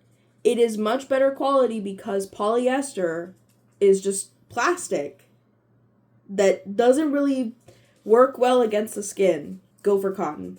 Things like that. If you don't buy any of the polyester items that H&M carries anymore, they really have no incentive to continue stocking synthetic fibers. We don't all have the luxury to boycott, I understand. But in some cases, you don't have to buy an item. And this really isn't a boycott, it's more so just voting with your dollar. Boycotts are organized, so I don't want to take away from the meaning of boycotts. And a term I recently found out is a thing, is a term called doom spending. So you've probably heard of doom scrolling, which is just endlessly scrolling, knowing that it doesn't feel good, and just continuing to do it anyway. And it's the same kind of thing, but with spending. It's kind of been normalized as the, like, you deserve a treat kind of thing, which, yes, by all means, you deserve a treat if you've had a really hard day or something like that. But for me personally, I did feel that the standard of what was considered a bad day got lower and lower and lower, to the point where if I just went outside in the heat, I was getting a treat. Which, yeah, sometimes that is hard. But at what point is the treat actually helping? And this little treat culture is exacerbated by the struggles and just like mental load that all of us are carrying. Economists coined the word doom spending as a phenomenon of younger people, Gen Z and younger, spending more on frivolous things because there's so little hope in the future. Which, yeah, it's that feeling of doom that is already going to happen and being defeatist about it. And I'm not going boomer here and saying, we just need to stop buying avocado toast. But if you have a water bottle already, I got this one in 2021. I still use it. This is my main water bottle. I was tempted to buy a Stanley, like everyone else. I liked the colors. They were fun. but I didn't need another water bottle. And it's things like that that I feel like are what can be easily cut out that can go to other areas. Because when I stopped spending and cutting back on those frivolous items, I found that I was able to buy things that I actually wanted to. So I was able to buy more physical media. I obviously love movies, as you can tell by however long this video is. So I'm going to partake in a hobby that I actually feel fulfilled by. And while maybe it's not making the future better, it's certainly not making it worse, because this overconsumption is harming the planet. You don't have to go as hardcore, but I do want to show that, like, not buying something can be a radical act. And if you are trying to do just smaller radical acts in your life to fight against these oppressive systems, in themselves can feel like a treat. Every time that I go out and buy the physical used copy at a movie shop, I'm just like, fuck yeah, one less dollar going to Amazon. That's amazing. What really helped me in my journey of cutting down on that doom spending was really figuring out why I was spending so much. So really all it came down to was wanting to fit in, and attacking that issue at hand was what made it easier to not want to buy these things, especially impulsively, exacerbated by the ADHD going on. I talk about this a lot in my Being Cringe's Radical zine, and to be brief about it, I talk about how trends and trend culture make you more susceptible to scams and people with ill intent. The reason I say that it's easier is because if you're buying based on trends, it is not based on an actual reason, like need. So for instance, if you already have a water bottle that works, you're just buying another water bottle to have the other water bottle that everyone else has. Which means that if a new water bottle surfaces, which I think is a Wallace right now, so I was ahead of the curve, but just don't buy it. If you have a Stanley, keep the Stanley. But what I'm saying is that, like, in getting out of that trend cycle, you start to see that the things that you were feeling you needed to buy were no longer as pressing of a need as they were before. It is one of the easier ways of building resistance within yourself to the system. And while that doesn't feel like big change, is still an integral part to change as a whole. This is the shorthand that I like to just keep in mind. It's a very easy equation. It doesn't make a lot of sense off the bat, but it kind of does when we explain it. So part of the benefit of voting with my dollar in that way is that radical act. And that's where the billion minus one comes in. Billion minus one is just acknowledging that I cannot change individually how much money is going to Jeff Bezos, but I can control the $1 or $2 that come from my sale alone. And if we all kind of thought like that, imagine how many less billions they'd have. The second part of that is the vegan plus bacon part. You cannot live a perfect life. We are all in the system of capitalism, and it isn't until we can make broader changes to capitalism that we can really have the conversation of fully being ethical versus not. What I will say is that there is ways to be more ethical. And you don't have to do extra things to be more ethical. You actually have to do less in a lot of ways. And that's what I like to focus on. What can I do less to get more? And that's just how I've kind of rolled with everything. And it's been pretty rocking so far. So vegan plus bacon is not something that I came up with. It's something that I saw online. And I have the video here. It's saying that it is better to do something than nothing.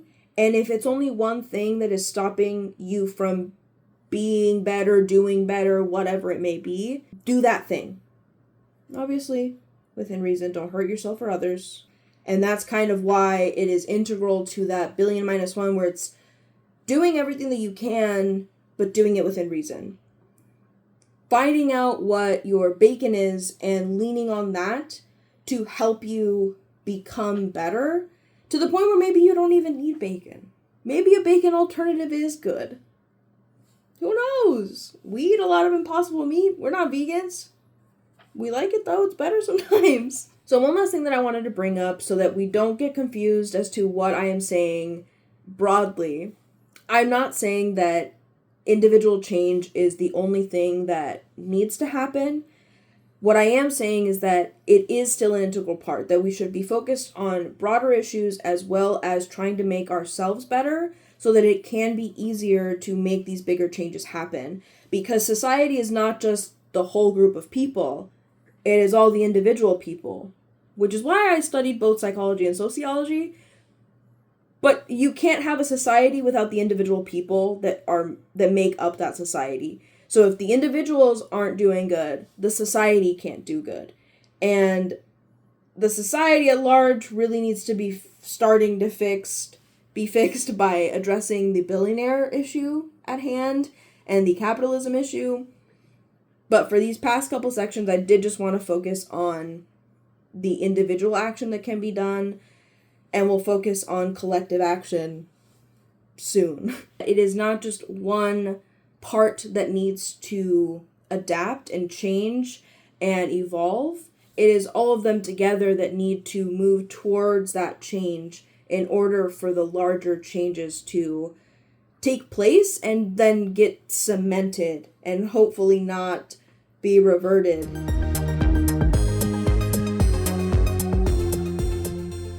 Welcome back. It's a new day. It's actually not Pride Month anymore, which is very sad. I just finished editing the what I just filmed, so what you just watched, and I cannot believe that we're already at an hour and a half. So I hope you are having a lot of fun. Comment down below what you're doing while you're watching this. The good news is not every single section is as long as those last ones. It's just that Christie and Friends Being Friendly brought up a lot, as you could tell. So just don't worry that every single section is going to be 1,000 years long. I'm trying not to. So the Velvet Gang does not just limit themselves to the higher end Metro designer stores. We actually see them go to the Limes and Berries, I think is what it's called. And when we see them go there, we don't ever see them like show the prices, but we do see the price for one item. I don't think I caught any other prices for items, but we see one price on an item and it's $2,000. I get that it's high end, but holy macaroni. No wonder. And then they're selling it for absurdly low prices. I'm saying absurd because compared to $20 or $2,000, $7 for a purse, that's probably the actual price of it to make. So when you see those prices, you really start to see why and how they are justified in calling it philanthropy. And they don't just stop at calling it philanthropy, they full on call it community service at one part in the movie. And I really like that they are referring to it as community service because that's what it is. They're giving back to their community. It's making the clothes that was essentially stolen from that community back to that community at a price that that community can afford. And like, why are we marking shit up? I understand why capitalists brained. But like, do you not care about other people? Genuine question. So Boots Riley has this quote, and I'm just going to read it off the screen. The idea that crime is due to culture as opposed to economic necessity is a right-wing idea. When they're first boosting, we hear a radio show or two radio hosts talking to each other about boosters in general. They're not specifically singling out the Velvet Gang, but they are just talking about boosters in general and what they do theoretically. In that scene, they bring up how these people are lazy and they're just waiting for things to fall into their laps. And again, these are very right-wing ideas, attributing the illegal work that they're doing to their DNA, their genetics, same thing, but you know what I mean. Throughout the movie, we are shown just how untrue that notion is, that they are doing this for fun or that they're doing this because they want to. I've pointed out a couple before, but we see that Sade is a mother and she obviously has to take care of those kids. We don't really hear about a dad in their lives, so we can't assume that she has help in that kind of way. So it is safe to assume that it is just her taking care of the 2 kids that we see. For Corvette, we hear her talk about how she wants to pursue her art, and that she would be able to pursue her art if only she had the money to take time off to be able to do that, which I relate very heavily. I am doing as much as I can for my art and my art business. I hate calling it that, but 'tis capitalism. So if I were able to take time off work, and by that I mean like not have a job in that sense, there would be a lot of time that would be able to be dedicated to that art. Same thing with everyone else. If we didn't have jobs, especially knowing how these jobs are not actually like needed, it's all busy work, whatever. If we didn't have to work, we would all be able to do so much more. Talk about it later.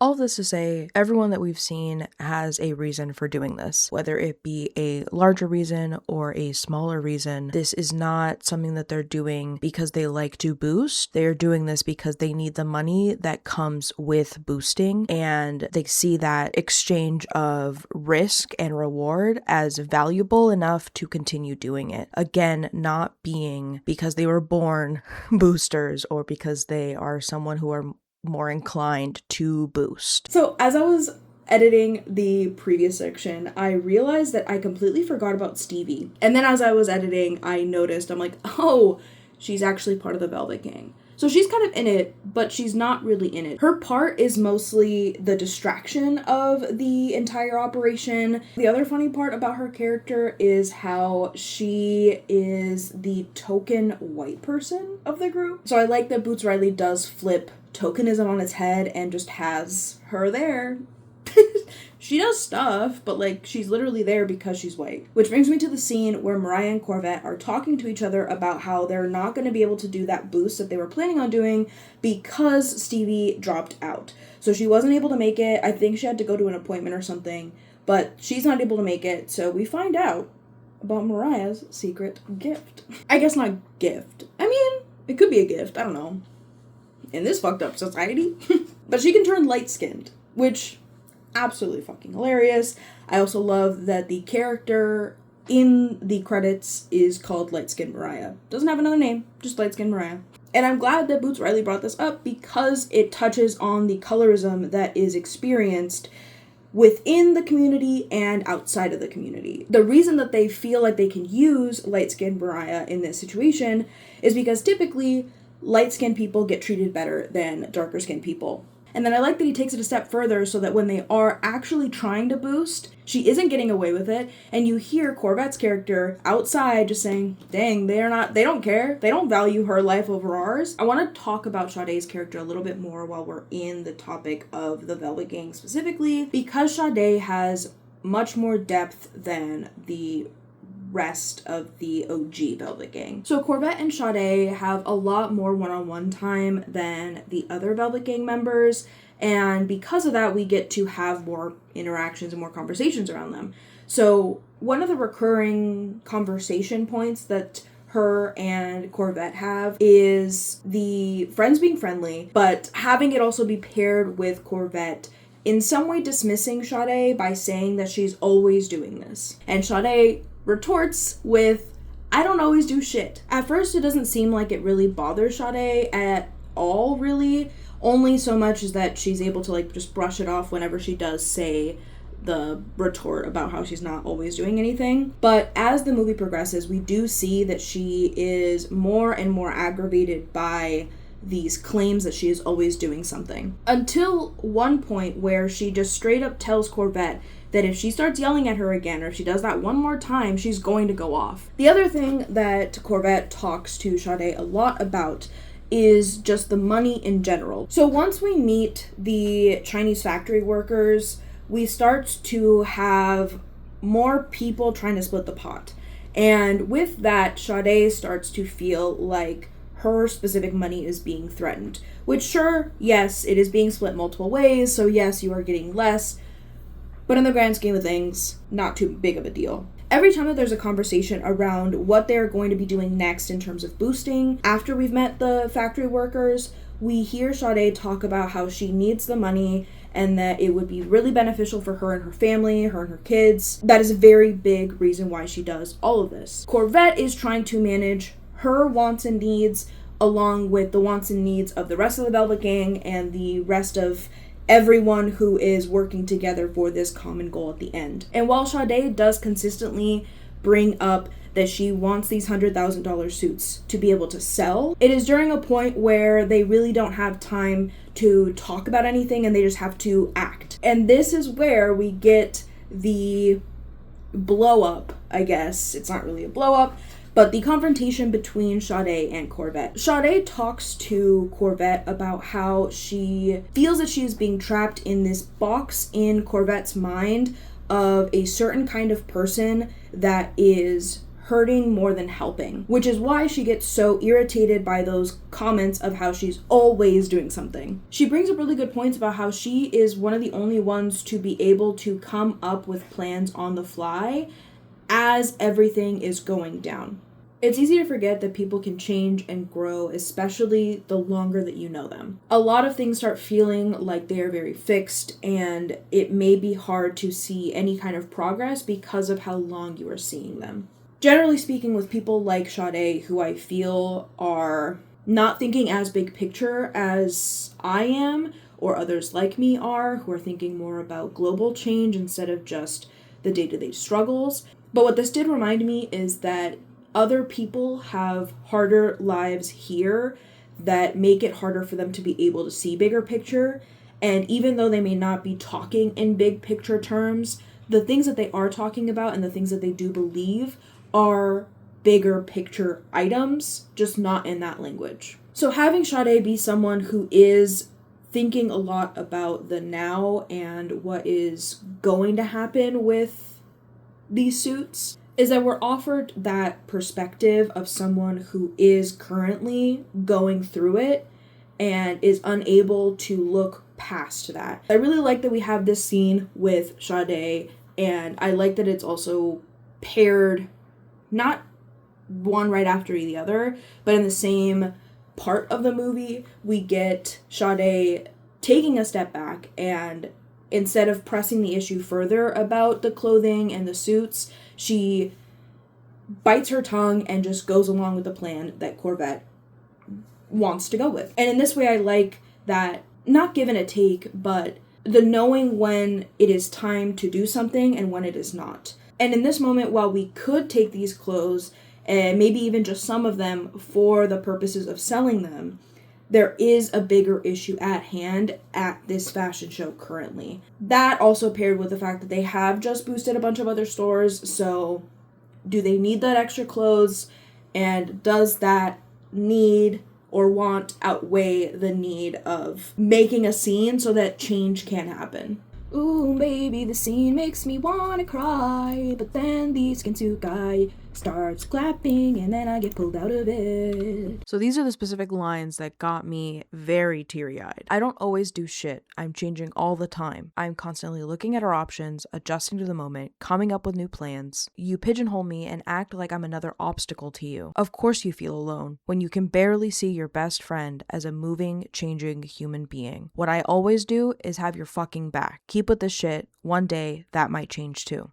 And the reason this hit me really hard was because I notoriously have an issue of holding grudges. Maybe it's the Taurus in me, maybe it's the fact that I'm autistic and have a very rigid sense of black and white morality, you name it. But what the scene reminded me of was how people can change and often do change, and maybe they don't see things exactly how you do or have the exact same reasoning for things as you do, but ultimately are trying to do the best that they can with the cards that they've been dealt. So with Sade and people like Sade, they want to do what's best for the people around them. They may not see how the larger issues connect back to their loved ones. We can see this in Sade bringing up how Corvette at best is just going to annoy the billionaires, But in that same way, she is not seeing how what they are trying to do is going to do more than just annoy her, which we do end up seeing by the end of the movie. There are people like Sade in my life who, while they can be fiercely loyal in a one-to-one setting, they don't see how the issues that I'm experiencing, others experiencing, they're experiencing even, apply to a broader picture that they are contributing to in one way or another. And in that way, their individuality, or the way that they see the world in a very individualistic lens, hurts them and others. Even if these issues that are clouding their mind are very valid and pressing issues, it is still a struggle when you try to bring this up and bring up how it is detrimental overall to what's currently going on, and in some cases don't even want to hear it. So just as we are allowing ourselves to be imperfect, like I mentioned earlier with the vegan plus bacon section, we also have to remember that other people are trying to do as best as they can, and as long as we're all being good to each other, we should allow some level of imperfection between all of us and with ourselves as well. This isn't to say that we should just overlook some bigoted ideals and things like that. We should definitely address those. But ultimately, if we are to all come together, that means all of us coming together and not just the people who you feel are doing things as quote unquote perfectly as you are. This is me talking to myself, but also to anyone else who also feels like a Corvette in this situation. My blood is boiling right now, and if yours isn't when I tell you this, I posted a video with the goal of humanizing ICE detainees because so often they're viewed as numbers and not real people with families and hobbies and jobs and passions. When we start to see them as just another one in the thousands, we stop seeing the human that they are and they just become a statistic. Since I was able to visit Carlos Mendoza, who was shot more than 7 times by ICE and is now being charged with attempted murder toward them, I asked him some lighthearted questions so I could try to show my audience that he is a real, regular person. In that video, I mentioned that Carlos likes Adam Sandler movies, and this is a response that I got. There is now discourse in my comment section about whether or not Adam Sandler is MAGA and whether or not he's a Zionist. Another one right here. I'm trying not to yell right now. Are you telling me that while I'm visiting a man who has been shot more than 7 times and he is showing me his gunshot wounds, I need to cut him off and say, hey, do you realize that one of your favorite actors might be a Republican?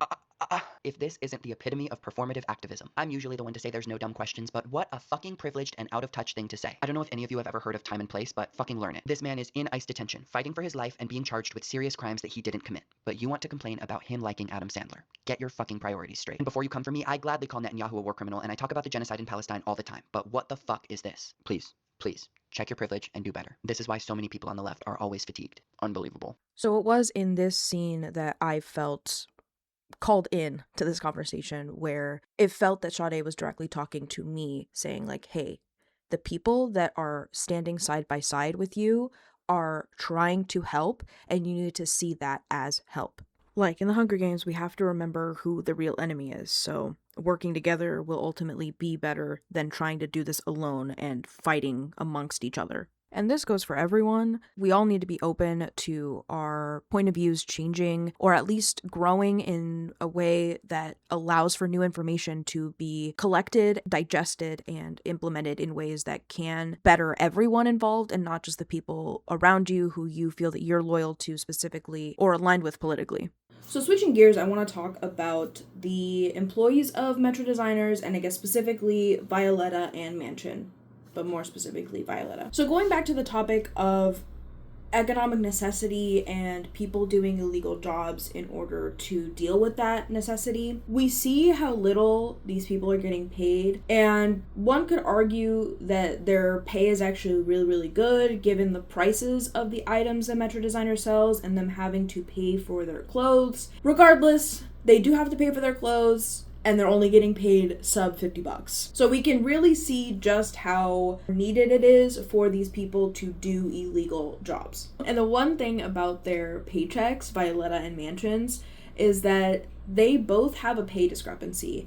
And I couldn't make out an hourly amount on there. It was just the check, so all we got to see was the amount of money that they made. Boots Riley did include the well-known statistic of women getting paid less, obviously.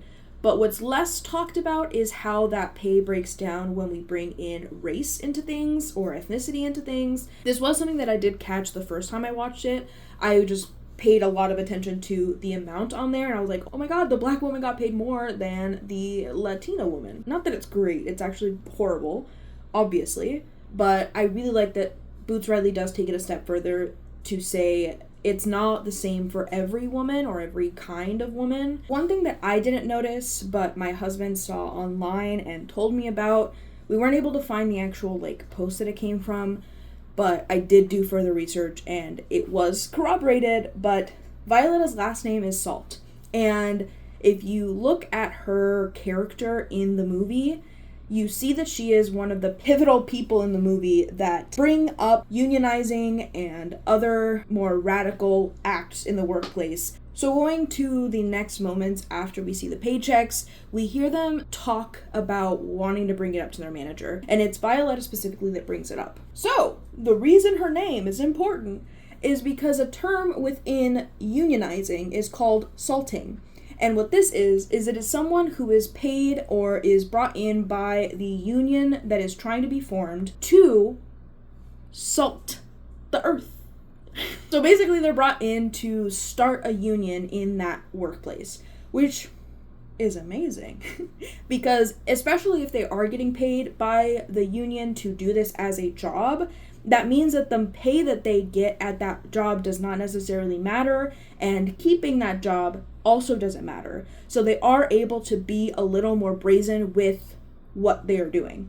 They can't be like fully balls to the wall because they do need to stay long enough to be able to make change happen. But we do see her encouraging other people to speak up and to make changes within the company. At first, it's something very small, like the intro with the paychecks and how she's like, hey, we should bring this up. Like, this isn't cool. Like, we shouldn't be doing this.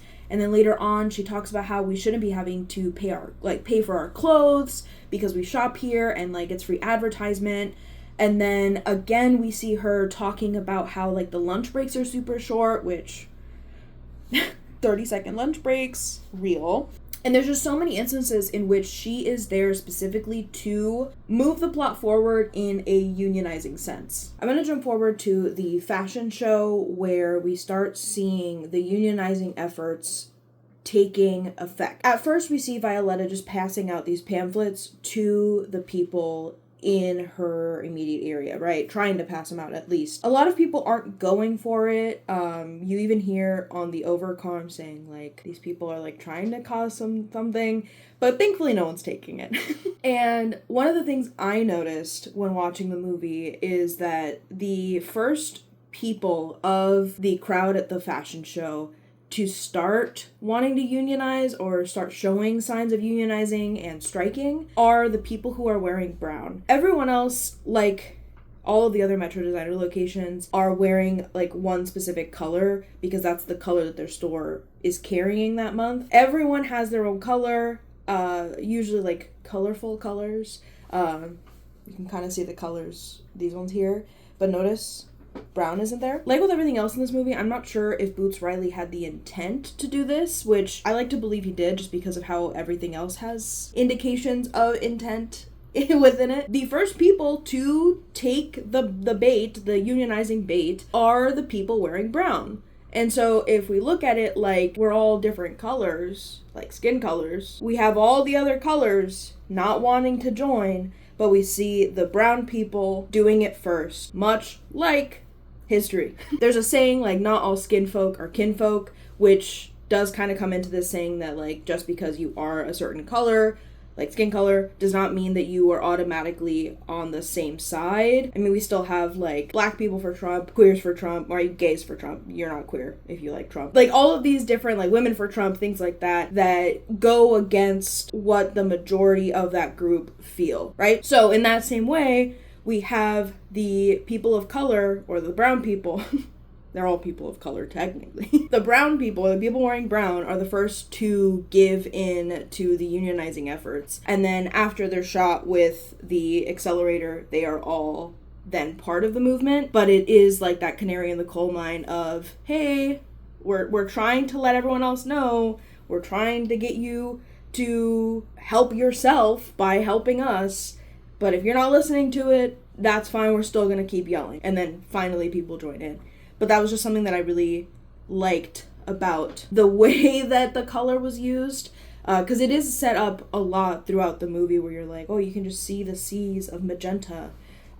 Which magenta is like red in the CMYK color wheel instead of the RGB color wheel, so pink or magenta being red, and then the sea of red. Again, we could like go deep down into all of it, and like everything has layers. So before we leave Metro Designers and move on to Violeta's position within the Velvet Gang, I did want to talk about Will Poulter's character, the manager of the high-end stores. Oh my god, he plays bootlicker so well. I've definitely had managers in the past who have acted very similar to this, and like I said before, I was a bootlicker. I too was like this. So Will Poulter decided to dye his hair for these scenes. He was not asked to do this, he just felt like doing it. And I think it is perfect for that kind of character, because this is a way of showing how people will do things off the clock that benefit work. And it's not just the time that it took to do this, but the hair stuff that it took to do this, not just the color, but the bleach too. Like, bro is putting too much time and money into this job for what? She doesn't care about you. And we get further confirmation that she does not care about him at the fashion show, when he is shown to not even be at the actual show and only at his location where he is watching the show. So he doesn't even matter enough to be there, and yet he is doing all this extra shit for what? It sure as hell isn't more money. So Violeta is the way that we find out about the situational accelerator, teleporter, deconstructor device. What you got here is a situational accelerator. The device accelerated those close to another level. So Violeta lets us know that the reason she knows what this thing is because she frequents WikiLeaks. They end up going to a hair salon to have this discussion further. That's when we get dialectical materialism explained to us a little bit further. So we get the ideas of deconstruction shown to us through Mariah being deconstructed. We see the idea of the thesis and the antithesis leading to a synthesis by having Mariah deconstructed. So what this looks like is we see her parents fornicating. And after she goes back to normal, we get the idea that her parents are the thesis and the antithesis, and that she is the synthesis of that union. Another example that we get of this is when we point the situational accelerator to the bag of clothes. And during an earlier kerfuffle, we see Jianhu's hand get cut. And after the clothes have been returned to their original form of cotton and dyes and other things like that, we see that her cut is gone. We can't just magically revert things and have them magically heal us, like in the movie. But when we do get our time back, either at work or our time back from our stressors mentally, whether it be financially or other reasons that are hard for you to exist currently, we get our health back. And this may not be, again, in a literal sense, but without having to strain ourselves so much at work and having that time mentally back, we are able to focus more on our bodies, and there are less things keeping our bodies in that heightened level of stress. So for the situational accelerator, we get to go to a bar where we target two different people. I really love these sequences because it is, again, playing with the surrealism of the movie, but using it to show us something and not just being surreal and absurd and over the top for the sake of it. In this scene, we are given many more examples of a situational accelerator at work, and at first we get it pointed to this guy who is at this bar but still working, like fully in work clothes, delivering coffees to, I assume, his boss, and on the phone with that same boss. Once it's pointed to him and used on him, we see the literal boss on top of him, on his back, making it so much harder for him to do the work that he's doing. I could go on a whole deep dive on this one person alone, but the acceleration of this woman that we see in these heels is an absurd version of these heels, which is a commentary on how fashion is not necessarily about what you like and what you want to wear for yourself. Instead, it is used as a way to signal status.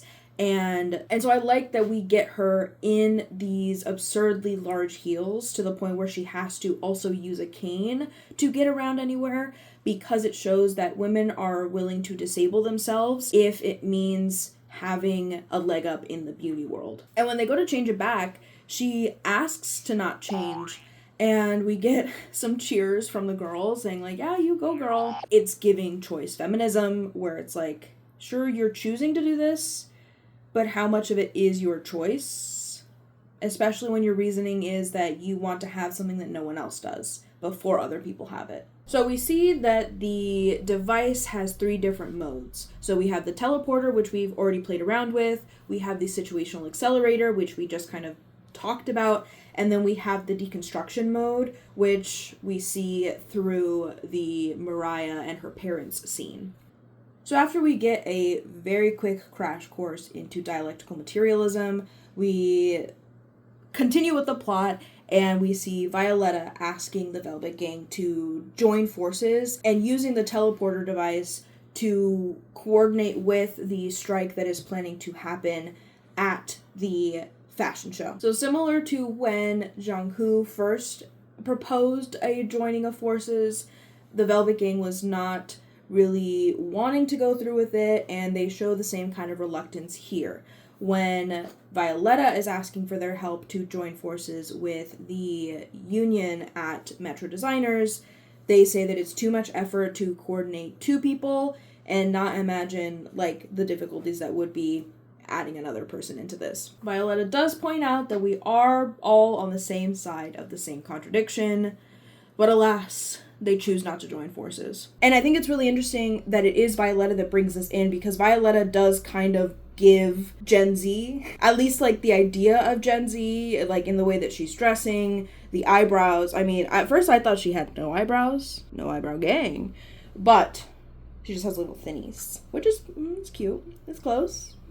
Shave them off, girly. I think more people would look good with shaped eyebrows, but I digress. We get her in here, and she's also smoking a vape, which you can take either kind of vape in this situation. I like to think she's getting stoned because it just kind of fits the conspiracy nut thing that she's got going on, but that's the other layer to her, that like everyone has a part to play in revolution, and even the people who you feel like have tinfoil hats on and you kind of dismiss as just like being a conspiracy nut have some part in this. But we do see that she is tapped in and has more knowledge on these things that at one point could just be called a conspiracy and have no like actual finding in reality. But in this case we do, much like every other instance of like conspiracy turned reality kind of thing, like Bush did 9/11, what other conspiracies are there? Aliens, things like that. You know, things that are proven but are not, but are, but are not. You know, the government, how they work. So in that way, I do really like it, because sometimes I feel like that conspiracy nut or that person with the tinfoil hat. I mean, this video kind of shows that. The like connecting pieces where they don't necessarily look like they fit, but they actually do fit once you actually start seeing the connections. And it can be a slippery slope. I do believe that you should exercise some caution when diving into these more conspiracy theory gray areas, because in some cases there are conspiracy theories that are used to change perception to benefit the people in power, and those ones are the weird ones that often get lumped in with the more like real world, not government conspiracy land type. It's really hard, but basically like the rules that I have for myself when thinking about these things and going down these paths of conspiracy land. So these are my general rules or like guidelines that I ask myself and or follow when going down any kind of conspiracy theory rabbit hole. So the first being, who does this benefit for me to believe this, right? I had this conversation with a friend who was very left-leaning, generally speaking. She had pulled up some kind of thing that was like I understand that the Holocaust happened, but was it really that many people? And I was like, oh, let's not. Especially with how often being pro-Palestinian and anti-Israel gets lumped in with anti-Semitism, which it is not. They are different, and the conflation of Judaism and Zionism is benefiting Israel. I digress. But in this way, it's like, sure, even if this was true, like, let's go off the basis that you believe that this is true. Who the fuck does it benefit for you to believe that less people were killed during the Holocaust? Nazis. Nazis are the only people that benefit from the death toll being smaller. Not to mention that there are so many other forms of proof that show that there were many more people killed than we even believe. And we can see that in the real time with the Palestinian numbers that are coming up. And I say that in quotes because we cannot accurately tell how many people have died because of how literally in ruins Palestine and Gaza are. The other one in this, another example of this would be being pro-AI. Again, at the top of this video, I mention how we cannot talk about the nuanced uses and good uses of AI until we have legislation in place to ensure that nothing bad is going to happen down the road. But let's just, for sake of argument, say a pro-AI movement, right? Who does it benefit to be pro-AI? You can argue that it's beneficial for the individual, but realistically, that's not where it starts and or stops. I'll get into this video a little bit more when I talk about the skin suits and that whole situation, but this video talks about how AI is a tool for fascism and capitalism to flourish in every area of the world. So I would recommend looking at this video for this topic and for the skin suit topic. But in this way, it does talk about how AI is ultimately a tool for the people in power. That does kind of go into the next piece of finding and entertaining the counter-arguments. This isn't to say, I want you to believe these counter-arguments in any kind of way. It's also just to get a more well-rounded idea of where you stand so that you can see the opposing points of view, dissecting those opposing points of view, and in that way, educating yourself better on where you stand and being able to, if the need arises, to argue that point. This point on my, things to think about list is why I am so knowledgeable about the pro-AI points that I have brought up in the past and am able to go deeper in on because I was well prepared for this. Not just being prepared for a potential argument, but also just to stand more firmly in where you believe you stand so that others cannot make you falter in that understanding if it is rooted in facts. Another part is when you are doing your investigations within whatever topic you are looking into, is looking at who is delivering the information that you are reading. So, for instance, we could look at the pro-AI discussion or topic that I'm bringing up for an example.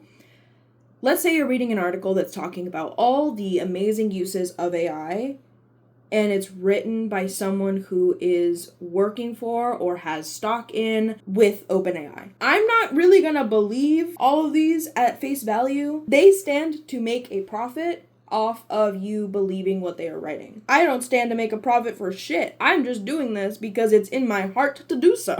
I also hate AI, but I'm not getting money if you don't use AI. I'm just out here fucking talking to my phone. The way I learned about this kind of idea was back when I was studying psychology and sociology. We were going through research methods and looking at research papers and understanding the lens that can be had if it is made by someone who seeks to benefit from that research. So in my psychology classes, a study that, this is all hypothetical, but a study was shown to us that was a pro-Coca-Cola argument, saying that we should be drinking Coca-Cola more than we should be drinking water because it has so many more benefits to people. We then scroll down to this article. This was all made by the professor. This was just to prove a point. But the article was written by or funded by Coca-Cola Company. Again, who does it benefit for me to believe this information? And running with this idea of evidence-based practices in psychology, the other part is,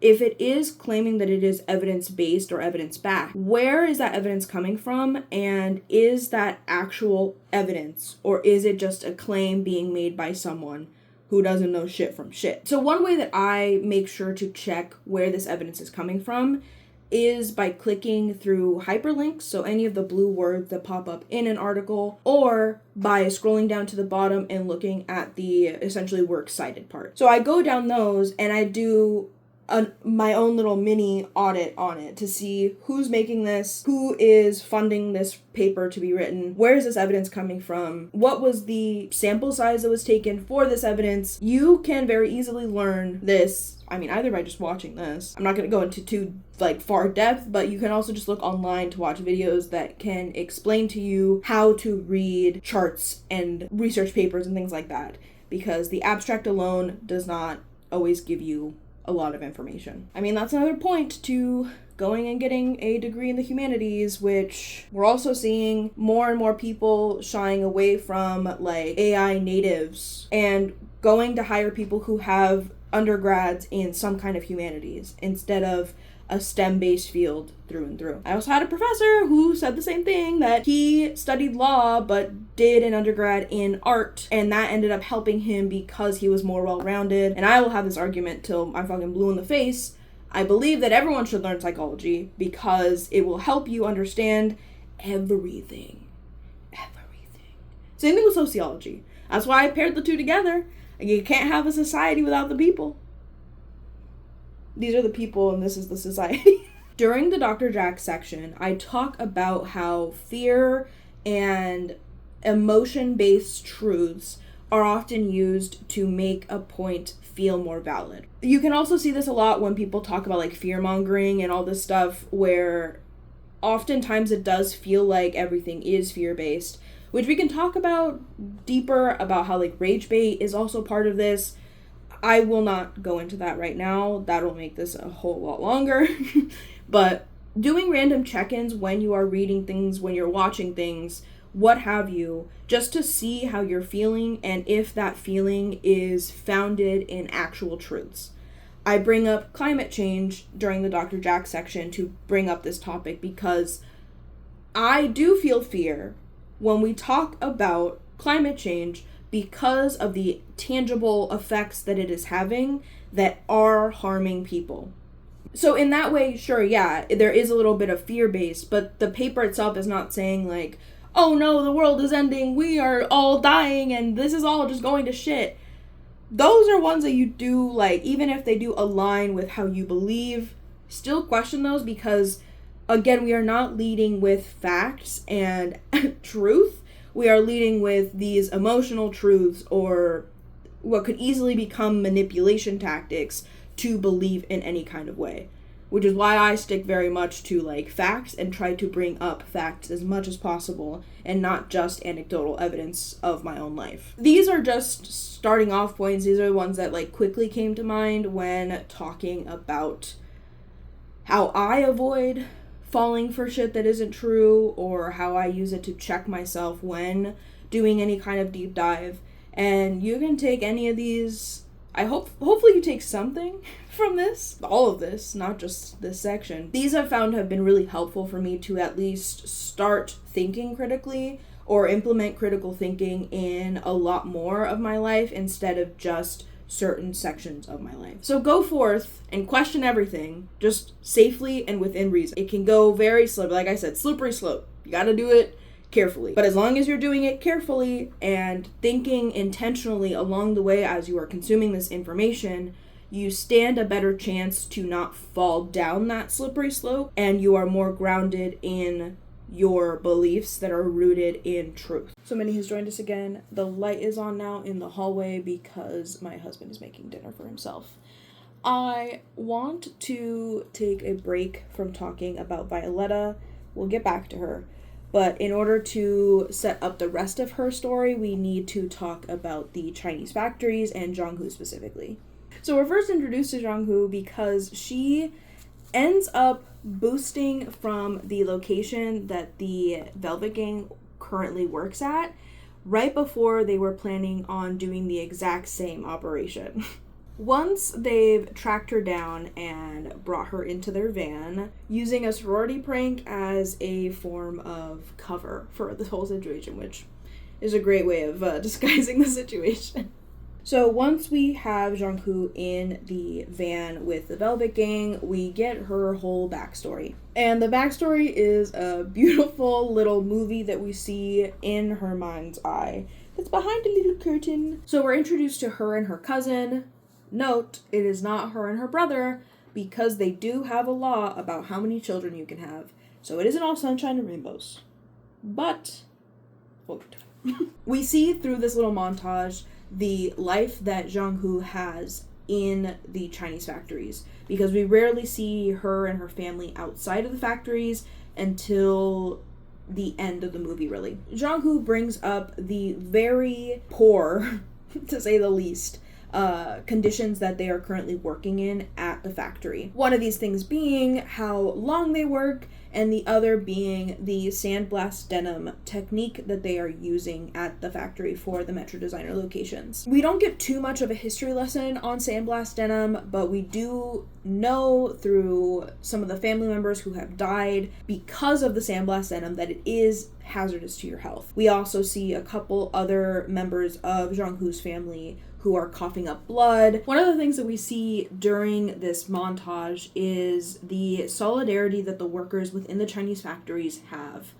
especially compared to the lack thereof of the workers in America with the Metro Designer clothes. And what I like about this and other instances of juxtaposition between the Chinese factories and the American workers is just how further along they are. And it's not so much so because it isn't perfect over there. Like I've mentioned, there are other laws in place that are not great, but they are doing a lot better than we are. So don't get it twisted. This is not textbook communism in any way. And I'm not sure which came first, whether Boots Riley sought out to make a movie about fashion or sought out to make a movie about communism and wanted a very easy, on-the-nose way of bringing China into the conversation, and that's why he landed on fashion. But regardless, China does have a form of communism. It is not perfect, but what we see throughout the movie is that whatever they have going on over there is at least slightly better than what we have going on over here. We see that in the organizing attempts with the Chinese factory workers juxtaposed to the American workers.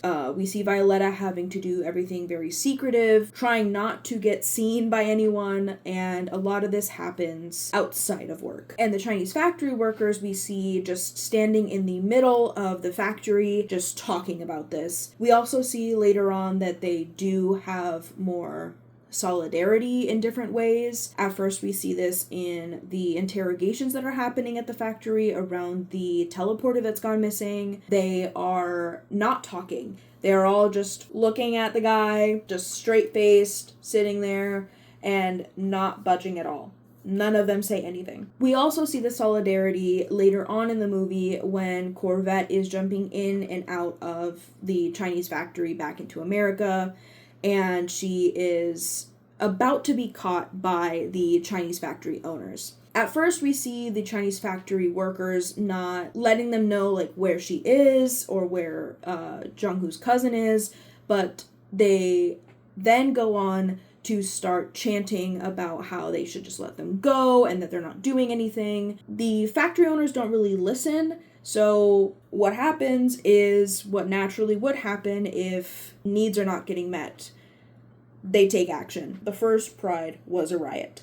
I mentioned way earlier in this video how a lot of what happens on screen is kind of directed towards the audience about the world currently, or not necessarily only talking about the movie and the plot itself. One of these being the line of Corvette saying that lumping in China's problems with the problems at home, so to speak, is going to be too much of an effort.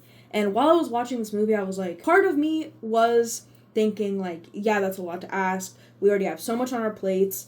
But I quickly stopped and I was like, who do I think I am thinking like this? So I quickly stopped and went, no, it's possible and we're gonna do it. So, and obviously we do by the end of the movie, but I like that this concern is brought up, that it does often feel like we have so much on our plates already within America that adding in problems from outside of America starts to feel way more overwhelming than before. And we've already spoiled, so to cut to the end, we clearly see that the best and really only way for them to actually have change that happens is by all working together, because the goals of the Chinese factories are the same goals as the Americans and the Metro designers and the Velvet Gang. So when people say, me and people, nobody's free until everybody is free, that is what we mean. That we understand that these issues are larger and harder to tackle, but by tackling one of them and the deeper rooted issues that we tackle, the easier it will be for the lesser issues are to tackle. When I say lesser, I don't mean in a way to demean the issues that people have here on American soil, but when we compare the issues that some people are having in other areas like Palestine, Sudan, Congo, Lebanon, Iran, the list just goes on. It's horrible. But their issues are much more pressing and way more life-threatening, at least more immediately life-threatening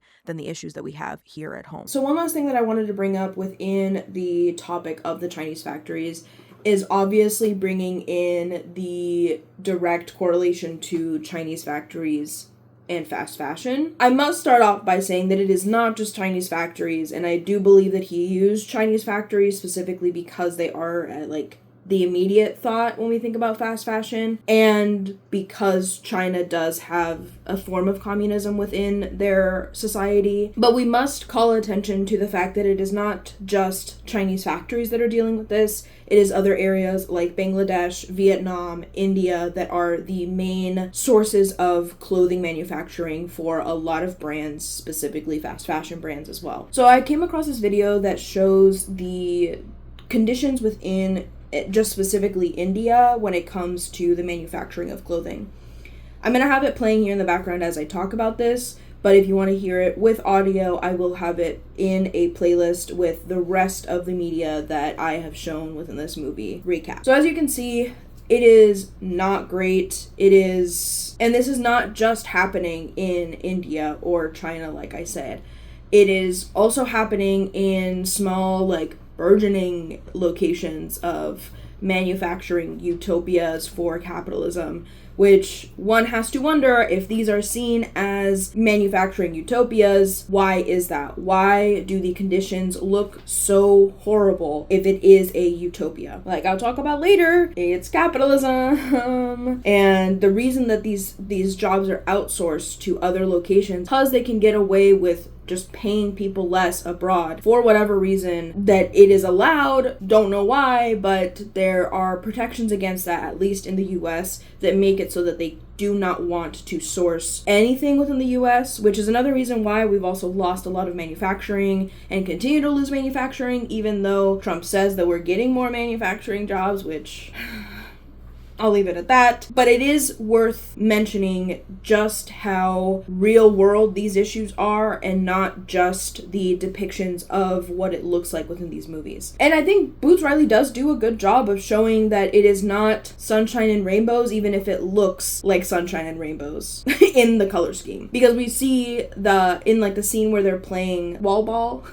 whatever you want to call it, the walls are just covered in fluff. And that cannot be good for one's health. Having just little tiny threads of shit in your lungs is not good. I mean, having anything in your lungs that isn't air, not great. But again, we see that in these conditions. I really have no other way to segue into this conversation, but we're about to talk about the skin suits. So we hear a lot about these $100,000 suits mentioned every so often throughout the movie, just as reminders hey, keep this in the back of your head. And in the same way, we also see these people shown, again, every so often on the TV or on phones, spewing some kind of bullshit that is so bootlickery. It's gross. Obviously, we are dealing with a satire here, so they are just flat out saying the quiet part out loud, like we hear with the benefits equals no benefits guy. We also hear it in the rent topic where she's crying about how she wants to pay more in rent. So we see many examples of these people who are just showing up on TV that have different kinds of names like crying black woman, upstanding citizen based dude. Dr. Jack is also lumped into this. Like, we see him everywhere, not just on TV like with the other people. So we find out that these people are actually skinless muscle masses that have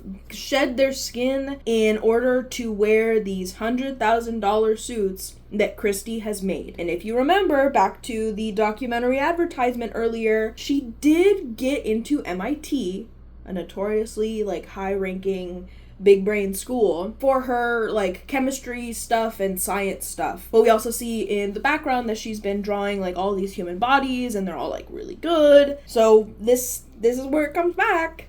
We see her create these suits that no one else is effectuating, is what she says. Her fucking vocabulary is something else in this movie, which I didn't even touch on, but besides the point. We get to know that all the people that we've seen on the TVs and just supplementary to the movie are all these skin suit people, but we also see that they have taken roles like the anti-homeless commission, I mean, one of them is just Candace Owens herself, Miss Candace Owens. We also have just a plethora of other people or like types of people who you see fighting against social good. So yes, in the satire of this movie, it is just very in your face that they are saying all of this bootlicker stuff, but that is how it sounds like to someone like me who knows the good that these policies can and will have. I mean, we look at New York, they're doing great. I envy them, but let's get these minimum Donnies everywhere.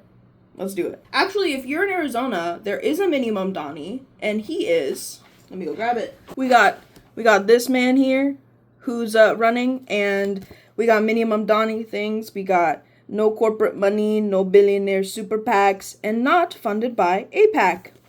Amazing. I'll leave that there. That tangent aside. Anytime that I hear someone talking about like reasons why it's not good, they all just sound like these skin suit people. It's just like, how are you saying this? Part of the reason why they are saying this is because it's people who believe that one day they can be a millionaire, billionaire, trillionaire. But that doesn't just happen. No one just gets a small loan of $1 million unless they have people who have money that would consider $1 million a small loan. It's not gonna happen. We do not live in a meritocracy. You cannot just fucking pull your bootstraps up and get there. It does not happen like that. But it's usually these kinds of people who believe that they are voting for their future self and like who they could be if they just had the money, instead of fighting for their future self that is more realistic given the current situation. Because hey, if we all had universal basic income, you know what that would mean? We would have more time for ourselves. Oh my goodness. I mean, that's what this movie is. Okay, I'm getting heated. The skin suits mention that they are part of this democracy or forged democracy think tank, right? Which, when we break it down, I did mention earlier that it does stand for FDT. So yeah, FDT. But on top of that, the term forged is not just there for fun. We have the forged, as in it is man-made, man-created democracy, just as a word to make you feel like it's good, think tank. Which I actually just watched this video, which I did bring up earlier, but this video about think tanks and how they are trying to form a AI first world that can lead to them living in this billionaire utopia where we're all just their little slaves, essentially. So I don't know if you've heard the term PSYOP before. It stands for psychological operation. This is a military government term that is very specific to military government operations, but we can apply it broadly speaking, given that the government does influence how our lives are run. So in a way, we can use PSYOPs on soil, like on our soil, not just abroad, to change the perception of the way that the government wants to run. So if we look at PSYOPs through this lens, we can obviously see how these skin suits are PSYOPs, taking on the persona of these, just like everyone else, just like you, citizens, the upstanding citizen, the crying black mom, all this stuff. We see that they're trying to change the way that we as people see things. So we see with the guy who says that having healthcare benefits is actually not having healthcare benefits, because it means that we have to use them and we have to find a therapist and just so much work. I don't want to get therapy. I don't want to do this. And it's that. It's saying things in a way that makes you feel like, hey, that sounds like something I believe in. Which goes back to the being skeptical things that I was talking about in the Violeta section, that you have to think a little bit more critically when it comes to what is being said and how it is being said. We are seeing people talk online, and sometimes it's not even people. Sometimes it's just bots on the internet. I mean, it's like the scene in Superman where we have all the monkeys, just like the bot farm, essentially, just saying shit about Superman to make the masses think a different way about him, which is the same as this movie, where we have these people coming out and just saying all this bullshit that is to the benefit of the people who are in power. Because if you're not going to therapy, you're not then healing through the issues that are caused by capitalism, both directly and indirectly. Think back to the Jianhu stuff that I was talking about, and like the taking back your time and how that helps you overall. So I'll focus specifically on like anti-trans legislation, right? So we have like the original thing like to counter pro-trans legislation was to make them look like pedophiles, right? Which is already really hard for them to navigate because we have the Catholic Church being full of them, allegedly. I don't want to get sued. But then with the Epstein files, it was really hard to harp so hard on trans people for being pedophiles, because how are we going to talk about those pedophiles without talking about the other pedophiles? I don't believe that trans people are pedophiles. This is why I'm saying it in quotes. I'm trans myself. Okay?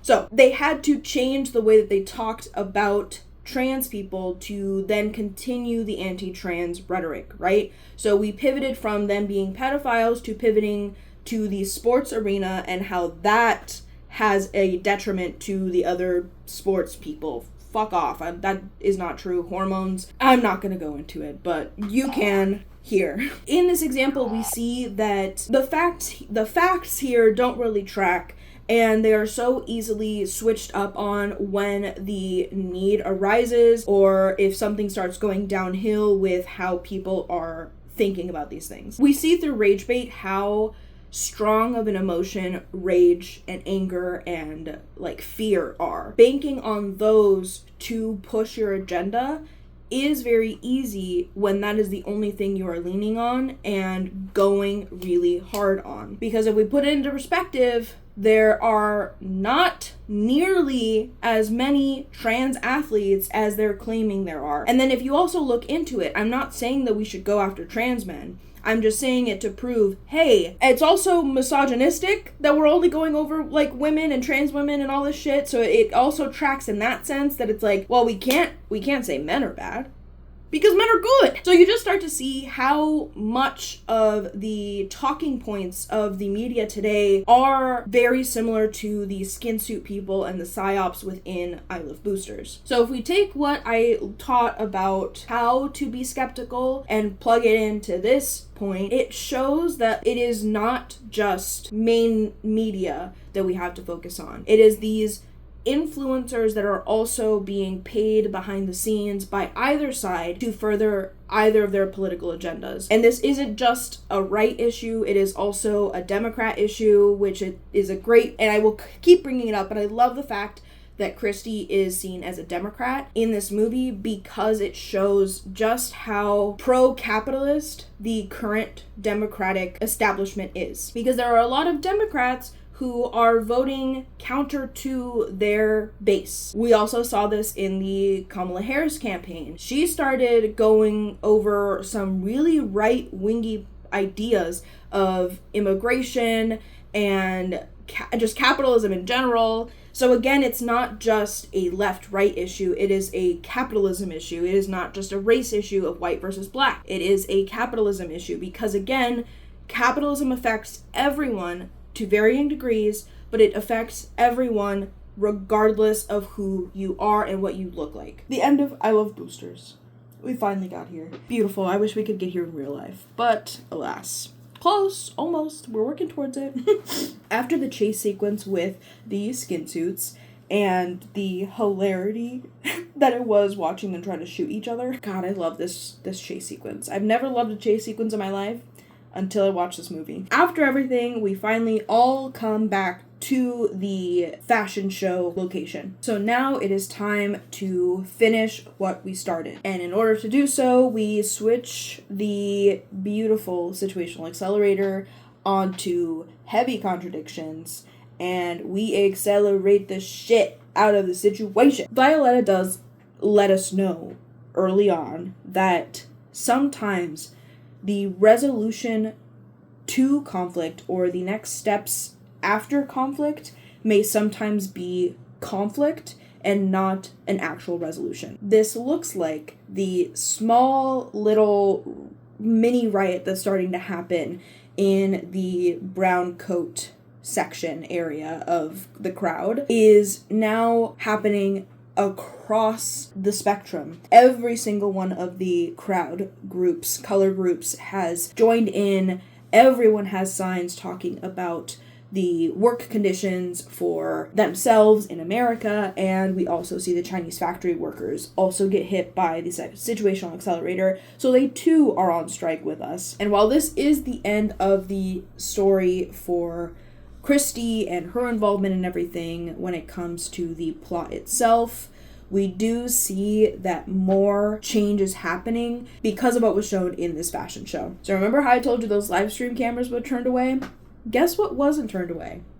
Everyone's motherfucking phones. I know I'm going to talk about later getting off your phone, but there are good things about phones, and I will not deny that. In this case, it is because everyone had their phone and was live streaming the event to their own followings that many people were still able to see what was going on at this fashion show and not only what they wanted them to see.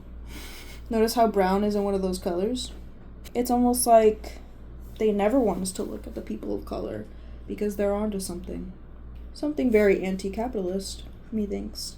The thing I love about the ending is that, yes, obviously it shows that strikes will get us somewhere, but it doesn't just stop there. Because the ending of the movie is not saying, okay guys, once we strike, everything's gonna get fixed. It shows that striking was just the first thing to change.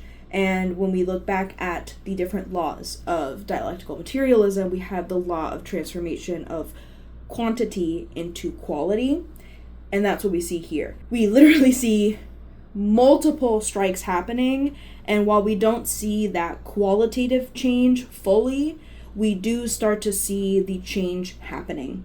And I think that that's just a great starting point for everyone and for the majority of people who are watching this movie who already have a hard time getting on board with striking, because that's not the end of the road here. There's a lot more that will happen afterwards, but what I like about leaving it here for this movie is that it's a very tangible, possible outcome for where we're currently standing at right now, given everything that's currently going on. I mean, there's so much more hardship in the world, to say the least, and not just abroad. It is happening here, it is affecting us here, and I'm not saying that, like, we matter more. It's just Americans will not want to change, broadly speaking, until it touches them. It wasn't until ICE was an issue that people started caring about Palestine after finding out that ICE is trained by the IOF. Again, no one's free until everybody's free. I didn't use the full quote earlier from Boots Riley. The rest of the quote is as follows. Boosting isn't something that brings the change we need. I have bigger goals. You could change boosting for striking. Striking is not the end that will bring us a new life. It is just the beginning. It's not Riley telling everyone, all right guys, let's just go steal from the big guy because that's what's going to make change happen. It is all of these small actions coming together and all of us coming together as the 99% to tackle the 1% issue. 99 is a bigger number. And it really isn't even just striking. It's honestly the message of the story is that collective action works. Collective action can look like striking, but collective action also looks like making a union, joining a union, fighting within that union, protesting, boycotting, everything that I've already talked about thus far are these small changes that can be made in your day-to-day life that will, at some point, force a change to happen. Think about Pokemon, right? We cannot evolve until we reach a certain level. And in order to reach that level, we have to do more and more things before we can fully change our form. And that's the same thing that's happening here. It's not individual action that will cause big change, but we cannot have big change without individual action as well. So to end the I Love Boosters deep dive section, I did want to bring in some praise that I couldn't fit in anywhere else in these discussions, however all over the place they might have been, but I thought that I would just wrap it up here with praising the accessibility of the political theory that we're getting in this movie, as well as the amount of empathy, which I know that I've talked about the empathy, but I do want to get a little bit deeper on it. I touched on this earlier, but the onion-like nature of this movie is what makes it more accessible, because you have more surface level ideas that are not bad or do not mean that you are in any way dumber or anything. It's just meeting people where they're at. So I like that we have these more surface level ideas that are brought up with each of the characters or each of the entities within this movie. The added layers that they have make it so that you can rewatch this movie and gain more later down the road when you've sat with it a little bit longer, or just as you age, you start calling back and you're like, God, I remember that part of the movie. I mean, even for me, who was able to catch on to a lot of this the first time I watched the movie, I still didn't know everything. I mean, I watched it 3 times and I still have a hard time grasping and being able to teach dialectical materialism, but I was able to learn at least a very simplified way of understanding dialectical materialism through this movie. And the depth offers a level of empathy to each of these characters that I feel like doesn't get talked about a lot, for very good reasons. I mean, it's hard to talk about the things that billionaires go through or the things that toxic men go through and try to look at it in a sympathetic lens, let alone empathetic lens. But I do feel like this movie does at least touch on a lot of these topics, and you don't have to agree with any of them, or you do not have to believe that it is even a valid reason to be fighting so hard. I'm looking at the billionaires and the skin suits who are sad that they have to be cold and wait a month for a new suit. We get so much depth through all of the characters, and this is not to make you feel like, and for me at least, I take this information to better understand where they're coming from, because if I know where they're coming from, it is much easier for me to formulate a plan of attack. Like, if I know that the skin suits are going to be cold, I can at least come prepared to warm them up so that we can pull them over a little bit more. Having empathy for others, regardless of what side they are on, is very much needed. This reminds me of 2 instances that happened recently. We have when Roe v. Wade was overturned and when the One Big Beautiful Bill started to take place. In both situations, the right didn't understand that it was going to affect them too, and people on the left, or at least left of center, were cheering this on. I understand the immediate gut reaction to wanting to cheer this on because, yes, they're finally getting a taste of their own medicine, but none of us should be feeling this. None of us. Not even the people I hate. Not even the people I hate. And I think that's what we need to kind of keep in mind, that the division of left and right on a very, lower level person to person is still causing division, because it is not fighting here.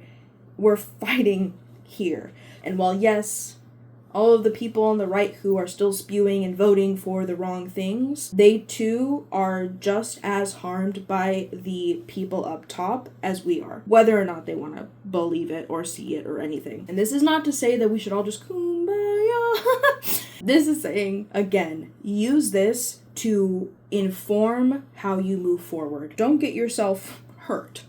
Don't do anything that you are not safe to do. But this can look like just not saying something. Not saying, haha, told you so. This video that I watched worded it perfectly, that we're not asking you to do more. It's really hard to do more. It is very easy to do less. It's easier to do less. And all of us can do less. And by doing this, and I guess by not doing that, and by not pointing the finger and saying, told you so, and laughing at their face when they are also being hurt by the laws that are hurting us. We use this to say, yes, it does suck, doesn't it? It does suck to not be able to afford healthcare or anything, doesn't it? This can't go in the praise category, and I couldn't fit it in anywhere else. So I'm gonna talk about my one and only detractor to this movie, that is the representation and lack thereof of disability. And I'm one disabled motherfucker, so I will use any chance I can to bring it up. And the reason I bring it up is twofold. One of them being the reason why I feel like I can bring this into the conversation, given that it was brought to the conversation with the inclusion of the R slur in the movie, as well as the use of epilepsy and seizures as a form of distraction, as well as the not included discussion of how integral disability justice is to overall liberation for everyone. So first, let's tackle the fact that the R slur was used and the usage of seizures in this movie. I've been seeing a rise in, and not just me, but a lot of people have been seeing the rise in the use of the R slur for quick and easy characterization. And in the same way that I'm not going to immediately red flag something if it uses any other kind of slur, I'm not red flagging this movie because it uses the R slur. It is in how it's used and what else is going on in the rest of the movie. The R slur is really only used in this movie to characterize Christie very early on. We get this in the first half of the movie where she is talking to one of her employees, whoever, and letting them know that she is not R slur, she read what is going on, and whatever. That alone is not the issue. It is that paired with how insensitively we bring in seizures. So the usage of slurs is not inherently a bad thing. I think that there is a way to use slurs in a productive way that can open up a conversation, but it depends on how they're used and what else is included in the movie or in the piece of work that includes that slur. Euphoria is a perfect example of this. I saw this video by a creator, and he talks about how the R slur can be used in a not bad way, but it depends on everything else around it. And that's where I feel this movie does still fall short, in that it does not use... Given that this movie is a satire, we do have to factor that into the whole equation. But satire is not satire because someone calls it so. It is because it is actually satirizing that which it is trying to depict. And if you do not properly satirize something, you are just showing that thing to a broad audience. And in that way, the usage of the R slur here, because it is not paired with any other kind of education or inclusion of disability within the rest of the movie, other than as a distraction when boosting, it falls flat, and again is why this is like the only issue that I have with this movie. This video by the creator Remy talks about the same issue within Euphoria. They use the R slur and they continue the season, and there's more ableist shit that happens. So it can be fine for a show to use the R word like this. Are these writers getting feedback from the communities they're slurring? Consider the cultural context that is the US right now, noting that this word has been heavily used by the administration and that the right wing has been renormalizing it along with eugenics, while actively attacking the disabled community through propaganda and legislation. Oof. And the fact that it's Sydney Sweeney with her controversies. Yeah, it's feeling more off-key now that you put it that way. Imagine a show that uses homophobic slurs, yet doesn't offer a commentary or counter perspective within the show. Imagine racial slurs being dropped with no further examination, no ties to theme.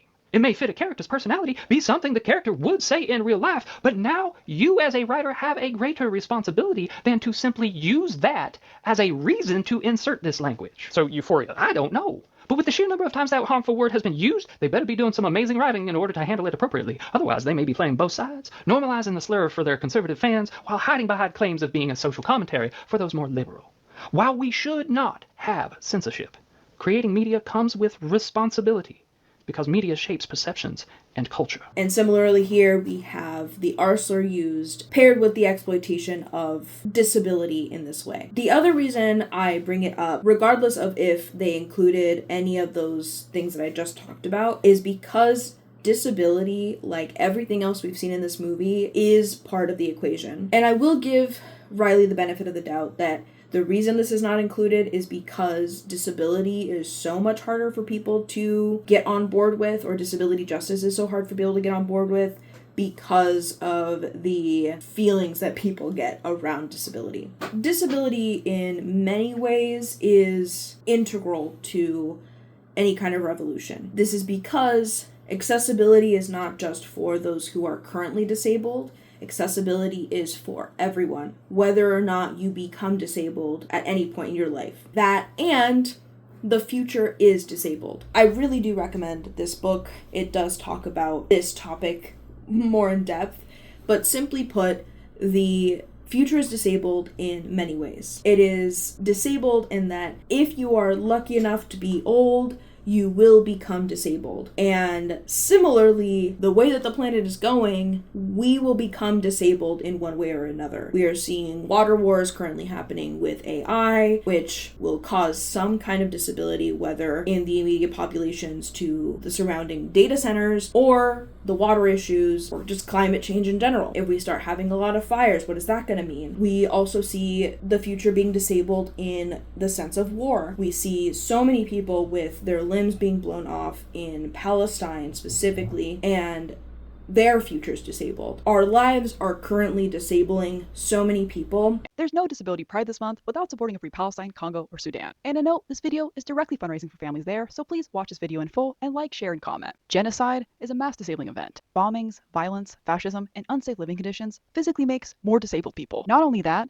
but it disproportionately impacts disabled people who already live there. Disabled people who can't easily leave their home, who can easily die without access to hospitals, aids, or electricity, and already are more vulnerable and struggle with resource access. And no, you shouldn't have to care about disabled people to care about genocide and everyone it impacts, but in the context of Disability Pride Month, there is no greater call to action than supporting disabled people in the most unsafe living conditions, which is why Operation Olive Branch and I are still raising funds for Palestine, Congo, and Sudan with our t-shirt fundraiser. The link to pre-orders in my bio everywhere and is live until July 31st. They're available in sizes extra small to 4XL in white, tan, or black, and screen printed on 100% cotton tees with no tags. And thanks to your tremendous outpour of support this past month, we've already raised $16,000. So let's keep this energy up, and please engage this video so we can reach more people. Bye, friends. And to ignore disability justice in all of this is missing a very crucial component of community, because we cannot have a community without disabled people. There will always be disabled people, because even if we take away all of the social issues that are currently disabling people in one way or another, we still have disability. Even in a perfect world that is suited for people with disabilities, they will still be disabled. Disability does not go away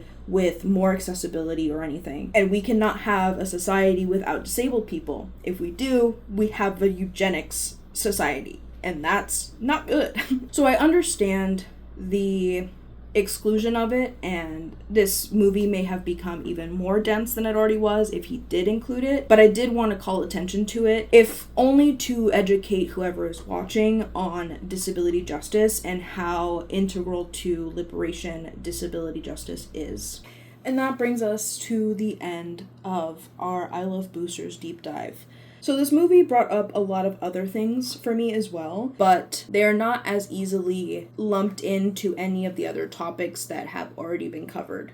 So that's why we have the second half of the video where I'm going to bring in all of these other topics, which, again, I warned you before, but this will now have spoilers for Boosters, Obsession, and Backrooms. Obviously, we've already had spoilers for Boosters, but Backrooms and Obsession. When I was growing up, I spent a lot of summers in California. My grandma had a bridal shop where she would sew and create all these dresses. She also tailored things, and anything related to sewing she was doing. And because of this, there were so many different books and binders full of different kinds of fashion, mostly being bridal fashion, obviously, but she did have the couple art books around that had more artistic visions of fashion. I do remember at a young age seeing those and realizing that the ones that were in the binders that were patterns that she could create were much more simplified than the art and the fashion within these art books. And when I grew up, maybe because I was around all the fashion at a young age, I got really invested in Project Runway. There was always this one challenge in Project Runway where the designers had to create a piece or a line for whatever company it was that they were partnering with. The most recent season that I watched, it was with JCPenney, and it was the same thing happening. It was a very simplified version of their art. It still looked like it came from those artists who were able to make much more complex and intricate things, but it was still a shell of a version of what they would normally make. And in this movie, we see the same thing happening. We see the couple runway pieces that we're able to before everything ensues, but the clothes that is sold at Metro Designer locations is nowhere near as elaborate as the pieces that are sold. They are still elaborate, don't get me wrong, there are still some really cool pieces, albeit one of them being stolen. At least one of them. We don't know how many other ones were actually stolen, because if she's willing to do it with one. And so we see this pattern across time and across medium, that art, when it has to be made for more people, becomes more simplistic. And I don't think that it's always because people want to make more simple items, but with the way that capitalism works and what success looks like in capitalism, people cannot create things at a grand scale and make a bigger profit if they are more intricate. And there's a lot of reasons for this, some of them practical and some of them not. We see this in patterns becoming more simplistic because it then means that we can fit more of those pattern pieces on that one sheet of fabric to just batch make them for fast fashion. Another reason to make things more simplified is because they take less time. And if they take less time, more items can be made in that same amount of time. And even coloring the items is part of this. If they can limit the colors of a line, it means that they can bulk order that same fabric in bigger quantities, which then lower the costs to make the item. You seeing a pattern here?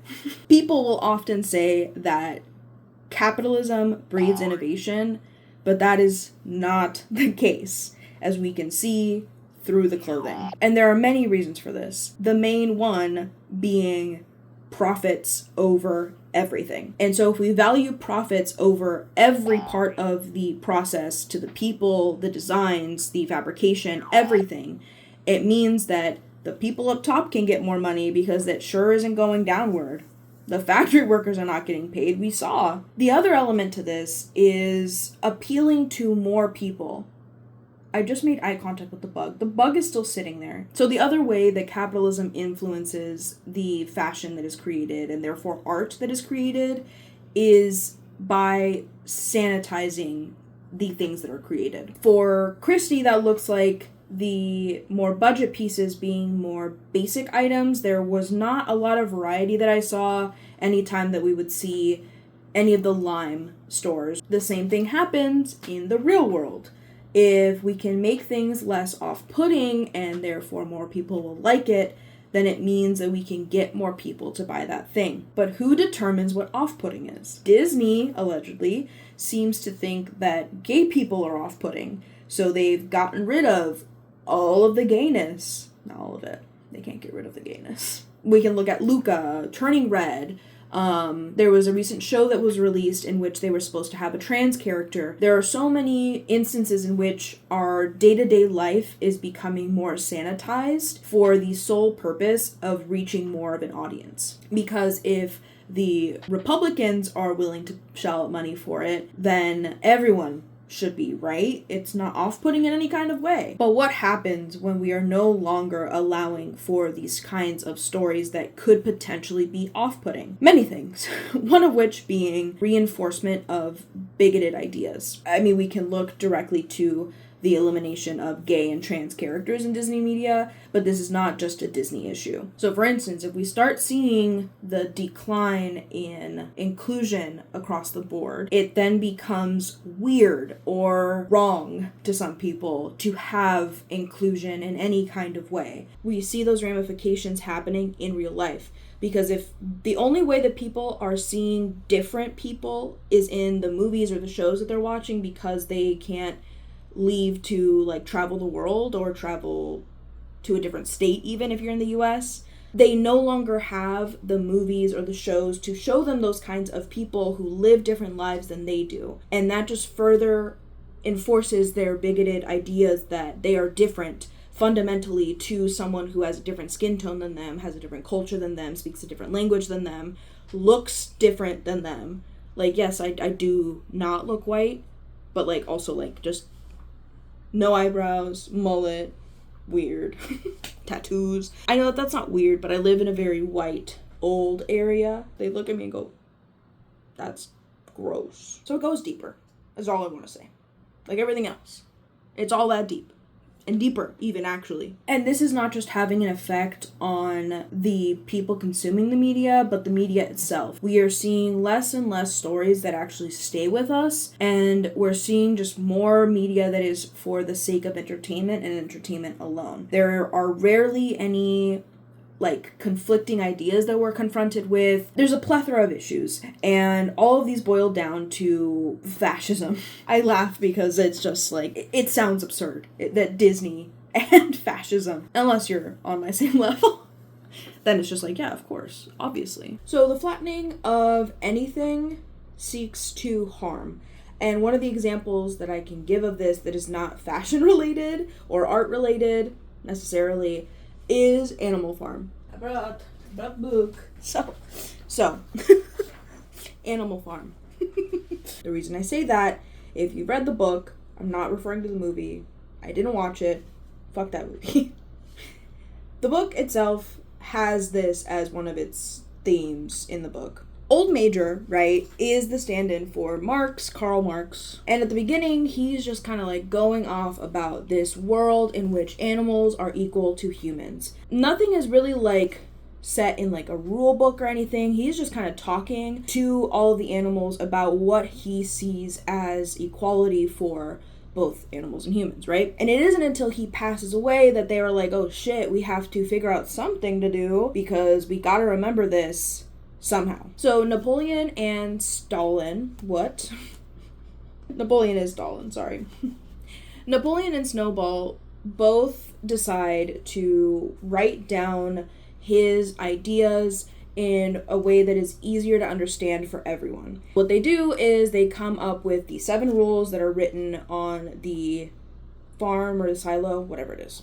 The 7 animal commandments. These are already very, very condensed forms of what they're trying to get across in Old Major's philosophy, right? So in this way, we see the flattening of some very large and detailed ideas boiled down to just very simple, easy to remember things. And if you've read or if you know the story of Animal Farm, you know that they go through and every single one of these 7 commandments gets further boiled down into something that is not resembling what Old Major talked about in the original philosophy. And the reason that this ties in is because we have the ideas distilled down into these rules that are very easy to change because the people don't understand the why and the full story behind all of these rules. In the same way, we see that in real life. And in this movie, we see taking an idea and distilling it down so that the person who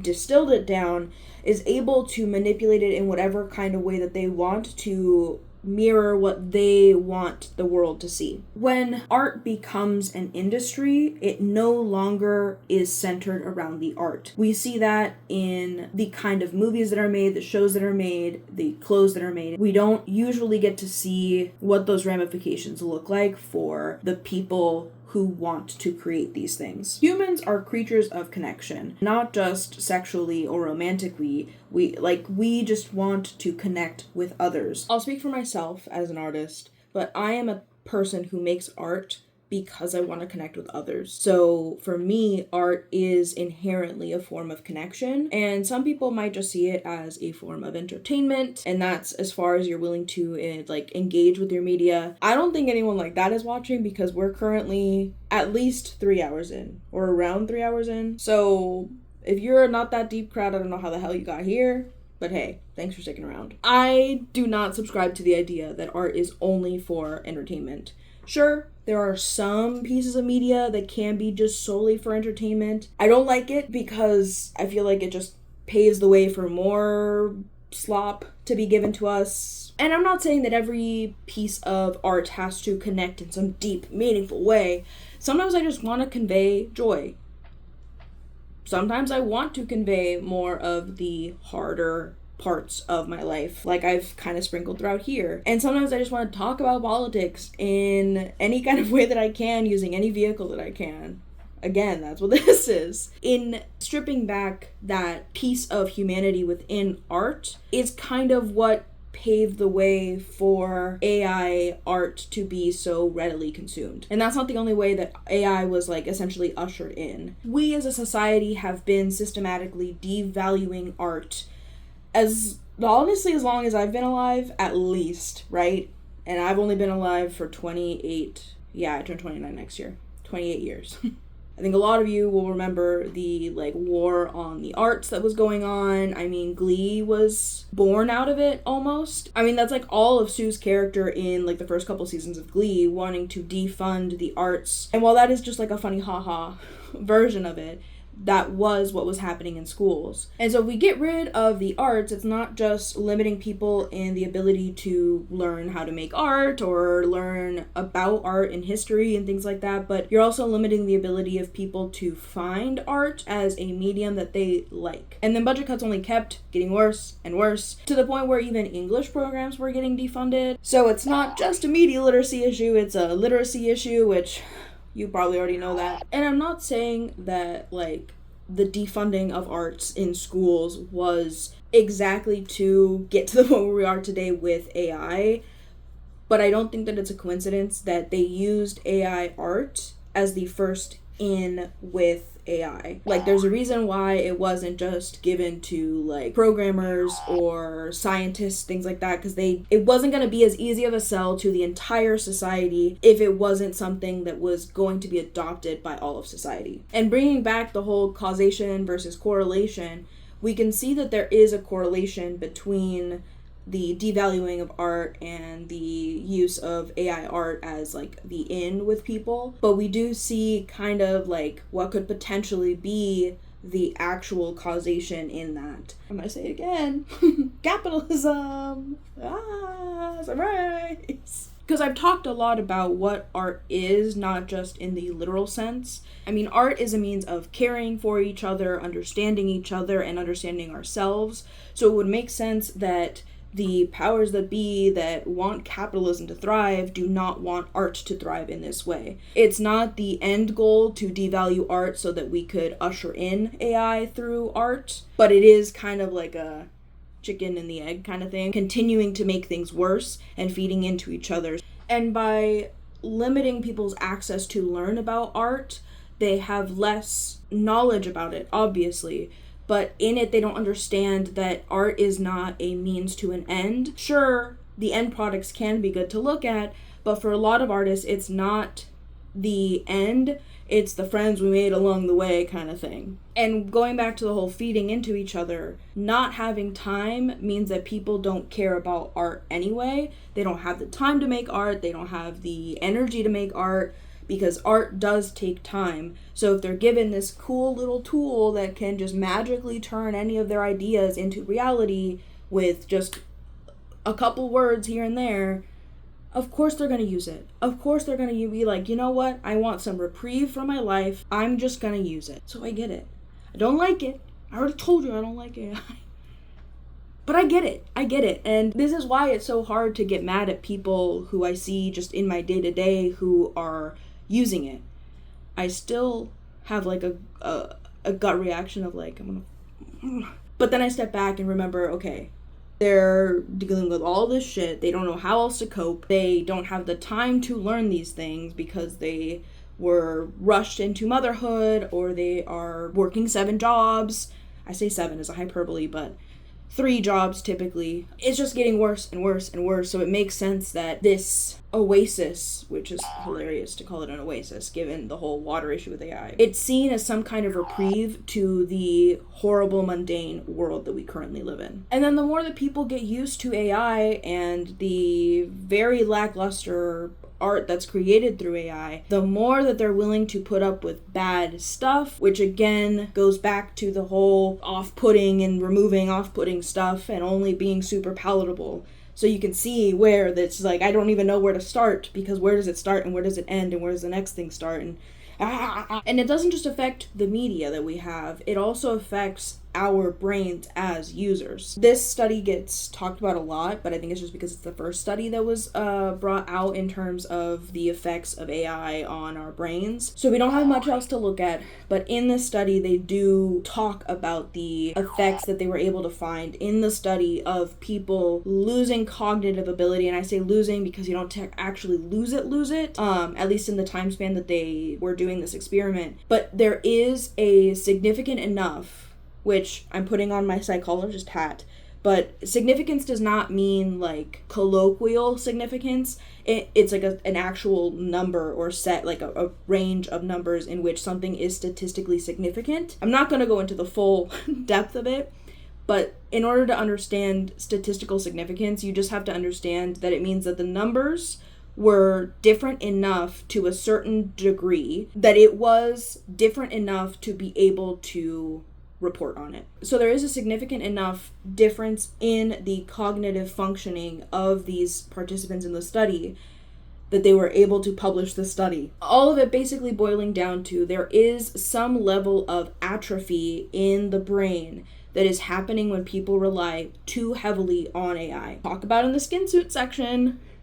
If you're allowing all of your thoughts to be handed over to an AI to make those for you, when does that stop? It's like the movie Click, right? Where it's like, oh, well, this is boring. I don't want to deal with it. And sure, it might be boring now, but what is life if not the boring parts? I just finished covering how capitalism and profit seeks to diminish and flatten art.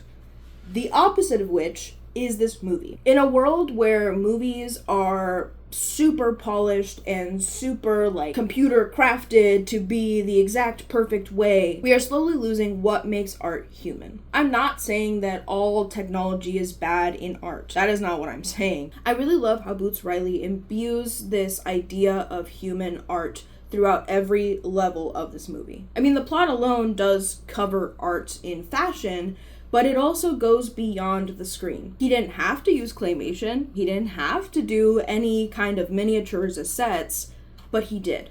There's this quote on the IMDb that is him talking about how janky the movie is and how that was the intent with the way that the movie looks. And this idea resonates so hard for me because I have been fighting against AI since the inception of DALL-E, was it? Was that the first one that came out?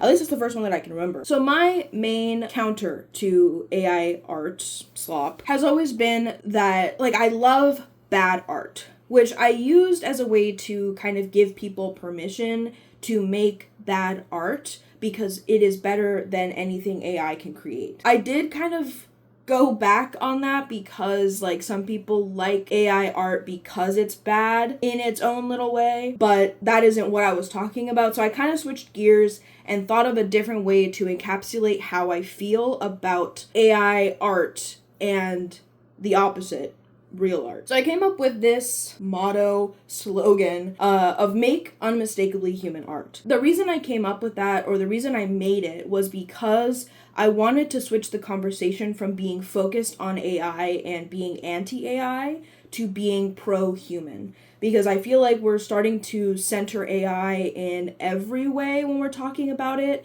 instead of talking about the humanity that is within art. Don't get me wrong, there is a time and a place for centering AI in the conversation, like when we're talking about how to like find AI or spot AI and things, obviously that has to be AI centered.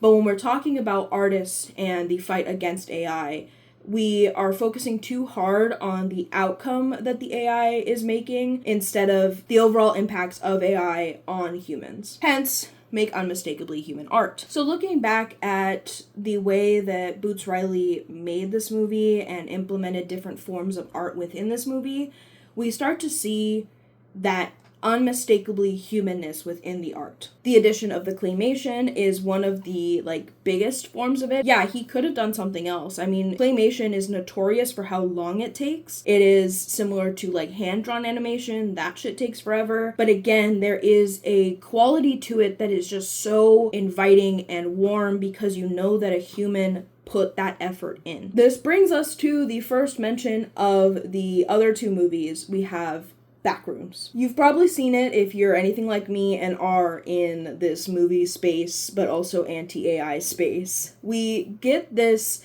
clip of Kane Parsons talking about how he is so opposed to AI. The other thing that's interesting is I read that you do not want to embrace AI. That's absolutely not. No, yeah. Absolutely not. Yeah. Tell us why. I mean, for me, the whole point of doing what I'm doing, art is a way of processing life. That's inherently what it's supposed to be for most people. I don't see the value in outsourcing any element of that. And when I'm looking at someone else's project, if I see an element of the environment has been they use generative fill or whatever to change something about the scene, even if it just shuts off the part of my brain that wants to know more about that world and wants to look for details, because I would assume if they're willing to make an arbitrary choice there, they could make an arbitrary choice with literally anything. This is why I don't like any stage of the artistic process being handed over to AI. Because a lot of people will say oh, it's only used in concepts, it's fine. They hired an artist to actually do the work. But that is forgetting that concept artists are a specific job that gets hired for the role of just making concept art. If you've ever looked at an art book for a movie, a game, what have you, there are always concept images that show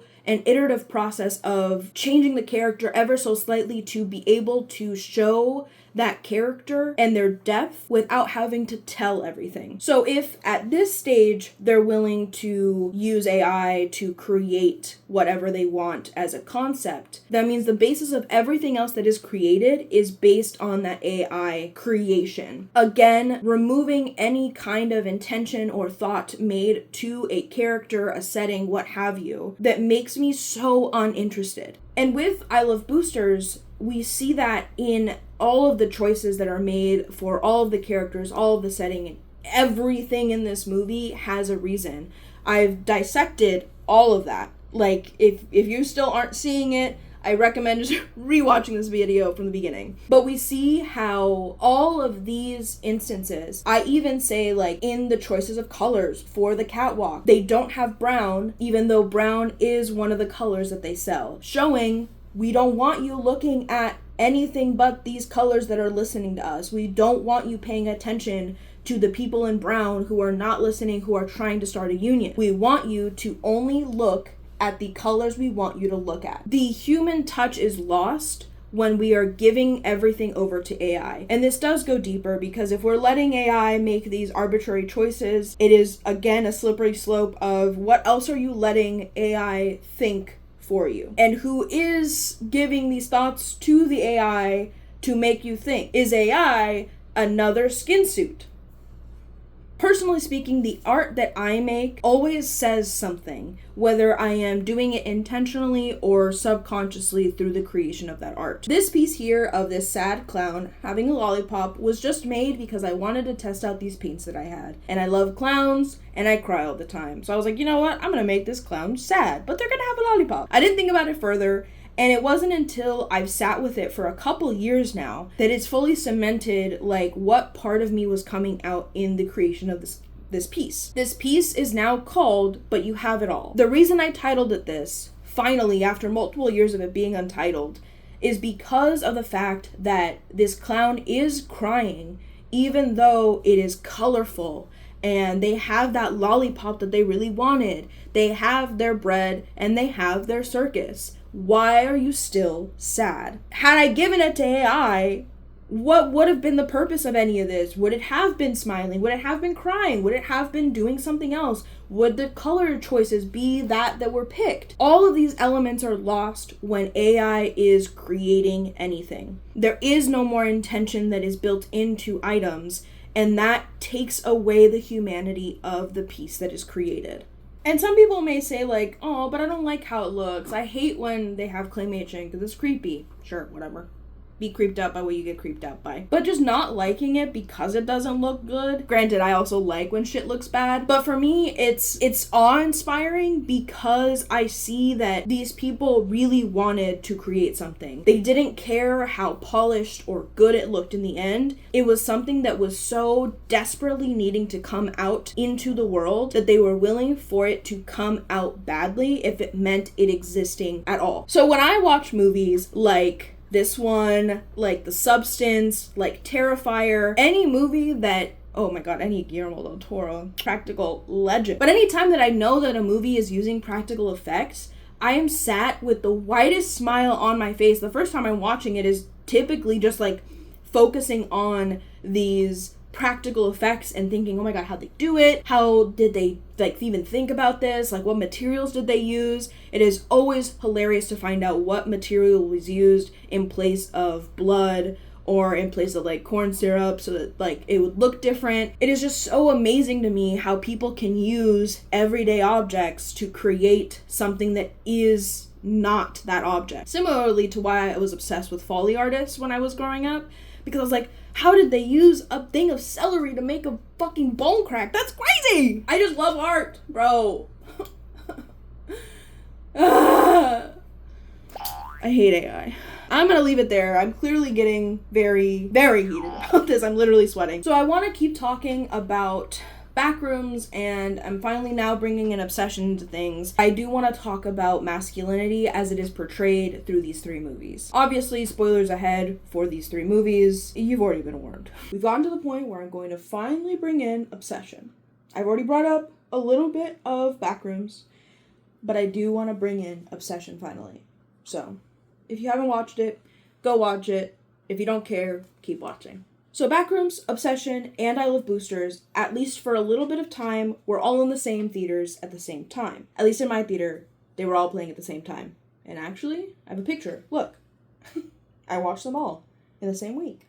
So I saw a lot of comparisons for Backrooms and Obsession. I, too, will be comparing them now. I do want to compare them, though, in the way that they talk about masculinity, because whether you see it or not, Clark and Bear are very similar. So both movies obviously have a main male character that is very toxic, both to themselves, to women, to other people, just toxic across the board. So in Obsession, Bear imprisons others, metaphorically, because he doesn't want to mess up. So he chooses to have control, because if he has control, he can't mess up, theoretically. That feeling of messing up comes from the feeling of inadequacies because he doesn't feel like he's like an ideal man, or at least a man who can get a date with a person that he wants to have a date with. In Backrooms, we also get a very similar story of a man imprisoning the people around him in like a literal space this time because he feels scared that he is not an adequate man.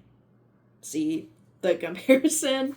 Both also show an inability to change when confronted in any kind of way. With Bear, that happens very early on in the movie, as like a first example. There are many examples, but the first example of this is in the beginning of the movie where we see him doing this like mock date with someone. She's trying to tell him what a girl would want in this situation, but she's immediately just like cast aside in favor of what another man thinks a woman wants. With Clark, we have him going to therapy, trying to work through these issues and using his therapist, albeit this is therapy and this is an actual therapeutic device, but for the sake of argument, he has this role playing with a woman, and instead of working through this issue that he is trying to recreate it in a way that makes him feel better. Here's another video if you want to like fully go into the psychology behind Clark. I'm not going to go too deep. I just want to use him for a discussion. but here's a video if you want more. Both men also end the movie not wanting to change. You can argue that Bear wanted to change, but he had ample time to... and didn't until the end. But even then, he was like, oh, never mind, I don't want to die. I want to live, actually. I don't care about anyone else. And the only reason he does end up ODing on the drugs is because of the wish that Nikki makes under the spell of his wish. So at no point was he able to break the curse for both of them. Instead, it was like a curse inception where he just ended up dying because of his actions. In the same way that Clark dies because he does not want to change and ends up himself in the life form chomping on his neck. So you can see how both of these movies have very similar male characters that end up doing different things with the issues that plague them, but fundamentally have the same overarching issue and the same ending. And in this way, both comment on violence against women just in different ways, which I do really appreciate because it's not a one-size-fits-all. I think the only way that these two men differ are in the overtness of their misogyny and their violence. With Clark, it is a very overt violence that is had against women, and whether or not it's actually him or the life form version of him, both Clarks do enact some kind of violence towards women. We have the implied violence of, like, Clark himself with his ex-wife, and the way that the still life of the wife reacts to the life form Clark, Pirate Clark, coming in when the other still life doesn't do anything. He also indirectly harms multiple people. Sure, there's a guy included in all this, but 2 women at least, and then if you count Mary at the end being like essentially stuck in the back rooms. So one could argue that there's actually multiple women that are shown on screen, but for now we only know that he had a direct cause in the employee's life and in his ex-wife, as portrayed through the still life form of her in the back rooms. With Bear, though, it is much more covert, the violence that he commits against women. In this way, it's not him committing the violence, it's his actions causing Nikki to commit violence. Which brings me to reactive abuse. There is a video here for you to watch that goes into depth about reactive abuse or mutual abuse, but I do definitely recommend it so you can kind of get an understanding of it. Basically speaking, reactive abuse is, think of like a cat and a mouse, where the cat is chasing after this mouse relentlessly and doing so many things to it that at one point the mouse attacks the cat. And instead of taking ownership of being the like OG bully, the cat is going and saying, oh my god, look at this mouse, look at how crazy he's acting, how dare the mouse do this, all this stuff, right? Making the person seem like they are the one in the wrong. Similarly, Nikki is made to seem as this crazy woman who is just really acting out. No one really understands what's going on with her. She has something not right. No one is looking at the guy causing it. Isn't it weird that she started acting like this only after they got together? Maybe it's not Nikki who's actually the cause of all of this, and maybe it's the man holding her captive. You know me and my real life examples. So a real life example of this kind of demonization of the victim in this case is someone like an Amber Heard. Yes, this is a video about Yoko Ono, but I promise they talk about Amber Heard. I do recommend the video if you haven't watched it already, but in it they do talk about how because the victim is not like a perfect victim, they are made to seem like the perpetrator of the abuse instead of the victim of the abuse who acts out because of the abuse that they're going under. The way that I love boosters comes into all of this and why I lump it into this video is because I feel like Pinky Ring Dude, while he isn't the best, he also isn't the worst. And I think he is someone like a Bear, just who went down a different path of like listening to women versus not listening to women. This is Bear, this is Pinky Ring Dude. So with Pinky Ring Dude, we see him trying to do better for himself, and it's not like a superficial kind of trying to do better. We do actually see some kind of change within him and change in his thinking around this whole situation. but ultimately he doesn't fully get there to the point where Corvette, feels like she does want to pursue a relationship with him. So in that way, I do feel like we can see a pinky ring dude as what would happen to a bear if bear took any kind of responsibility and didn't make it the woman's issue. One last thing I want to talk about in this is compet. Curry didn't set out to make them gay, but the gays will make everything gay. You've listened to Good Luck Babe, right?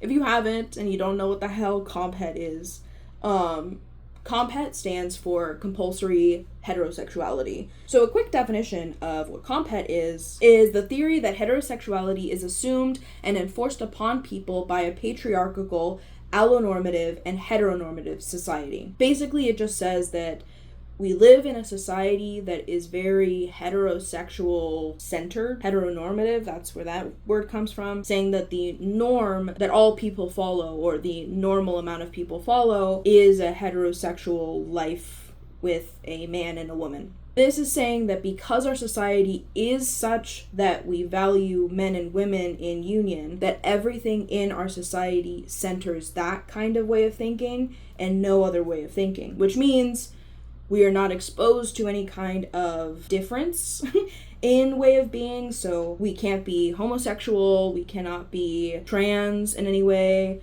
we have to be sexual, we cannot be asexual or aromantic. That's where allosexual comes from. And in that, we can see a potential storyline of obsession that follows a heteronormative lens, or a compet lens, in that Nikki is secretly, at the very least, bi, if not a lesbian, and only likes women, and is hiding her love of a woman because of this one wish willow that is making her heteronormative. And I'm not just talking out my ass when I say this. I see possibility. There's not much in this movie, and at a certain point it's like, yeah, this can't be heteronormative because we find out that Nikki was actually with Ian and not with like a secret other person, woman, Sarah. So first we have the line where Nikki and Bear are driving home after the night out at the trivia night, and she says something along the lines of like, people don't know when I have a crush on someone. You know later that she's actually talking about Ian at the very least, or alluding to her hooking up with Ian, but you could think maybe it's Sarah.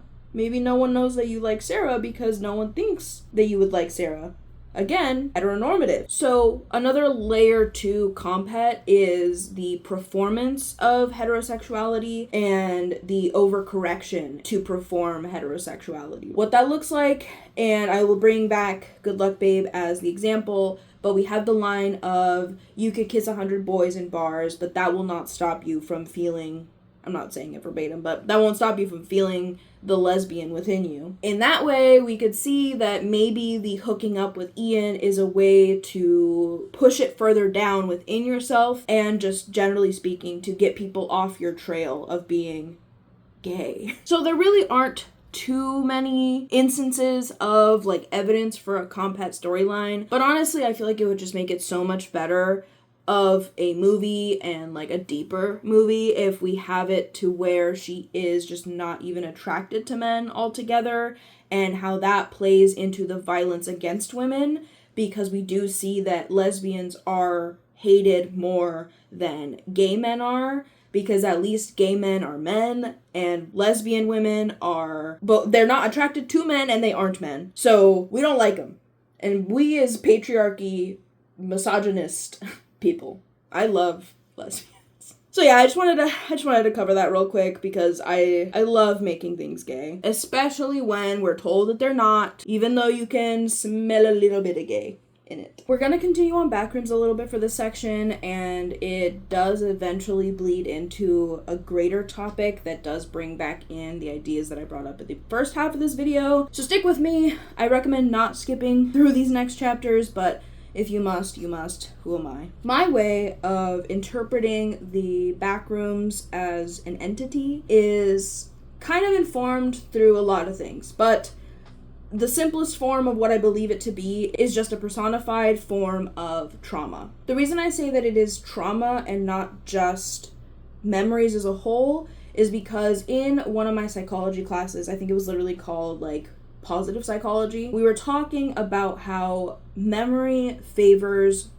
good feelings and good memories over bad memories. This feels counterintuitive because I feel like I remember the bad a lot, but I also have CPTSD, so like maybe that's part of it. If we're to take that as truth, then we can see how if our memories favor happiness and there is no good or happiness within the backrooms, then it cannot be memory. In that way, I believe it to be trauma and trauma alone. And the trauma that is portrayed within Backrooms is not just the like stereotypical form of trauma with like with vets who come home with PTSD and the more like textbook form of PTSD, but it also covers like little t trauma, which is the kind of trauma that which is the kind of trauma that creates CPTSD. PTSD being post-traumatic stress disorder, and CPTSD being complex post-traumatic stress disorder. The best way to understand big T trauma and little t trauma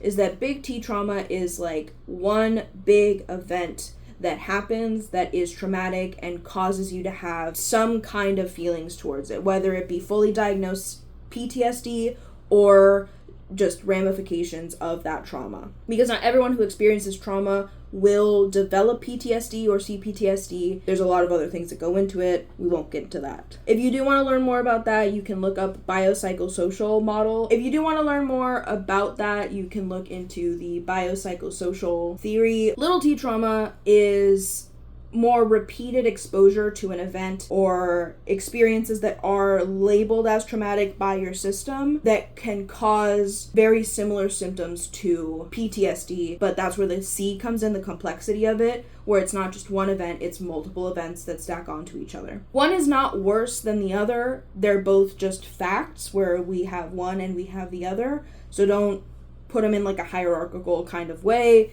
They're just two different things that are on the same umbrella. I feel that the big T trauma in Backrooms is seen best in that last sequence of the movie where we start seeing all of the locations that we have come to know through the movie being in the Backrooms in a different, like just slightly skewed way. Because all of these locations being a scene or a place where some big trauma happened. The little t trauma I feel like is best seen through Mary's storyline, and maybe it's the fact that I have mommy issues. I see it. My mother wasn't agoraphobic, but lots of other issues.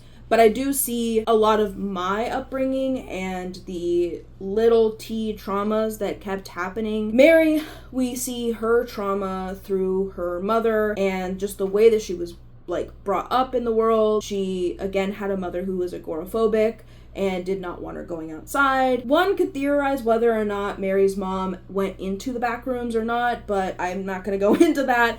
For now, we're just going to talk about her just having agoraphobia and having that just be the full extent of things. But with Mary, it's not one specific event that is the cause of all of this. We see her trauma kind of compound as time goes on, the longer she stays in the house. The piles of furniture at first you think are related to Clark because he has a furniture store and like his life is just very messy and whatnot.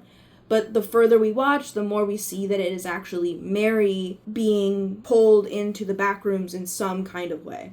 So we can use Mary and Clark to dissect this idea a little bit further in how people overcome or don't their trauma. We see Clark trying to relive the past, not to change it in his mind and be able to grow from it. We see him wanting to stick so rigidly to his idea of what happened and what led to him being here that he does not want to change it in any kind of way. And we get that at the end of the movie where he just flat out says like, yay, we don't have to change. We can stay just how we are. Hooray. Who needs to change? I'm gonna stay the same piece of shit I am. I know someone like that.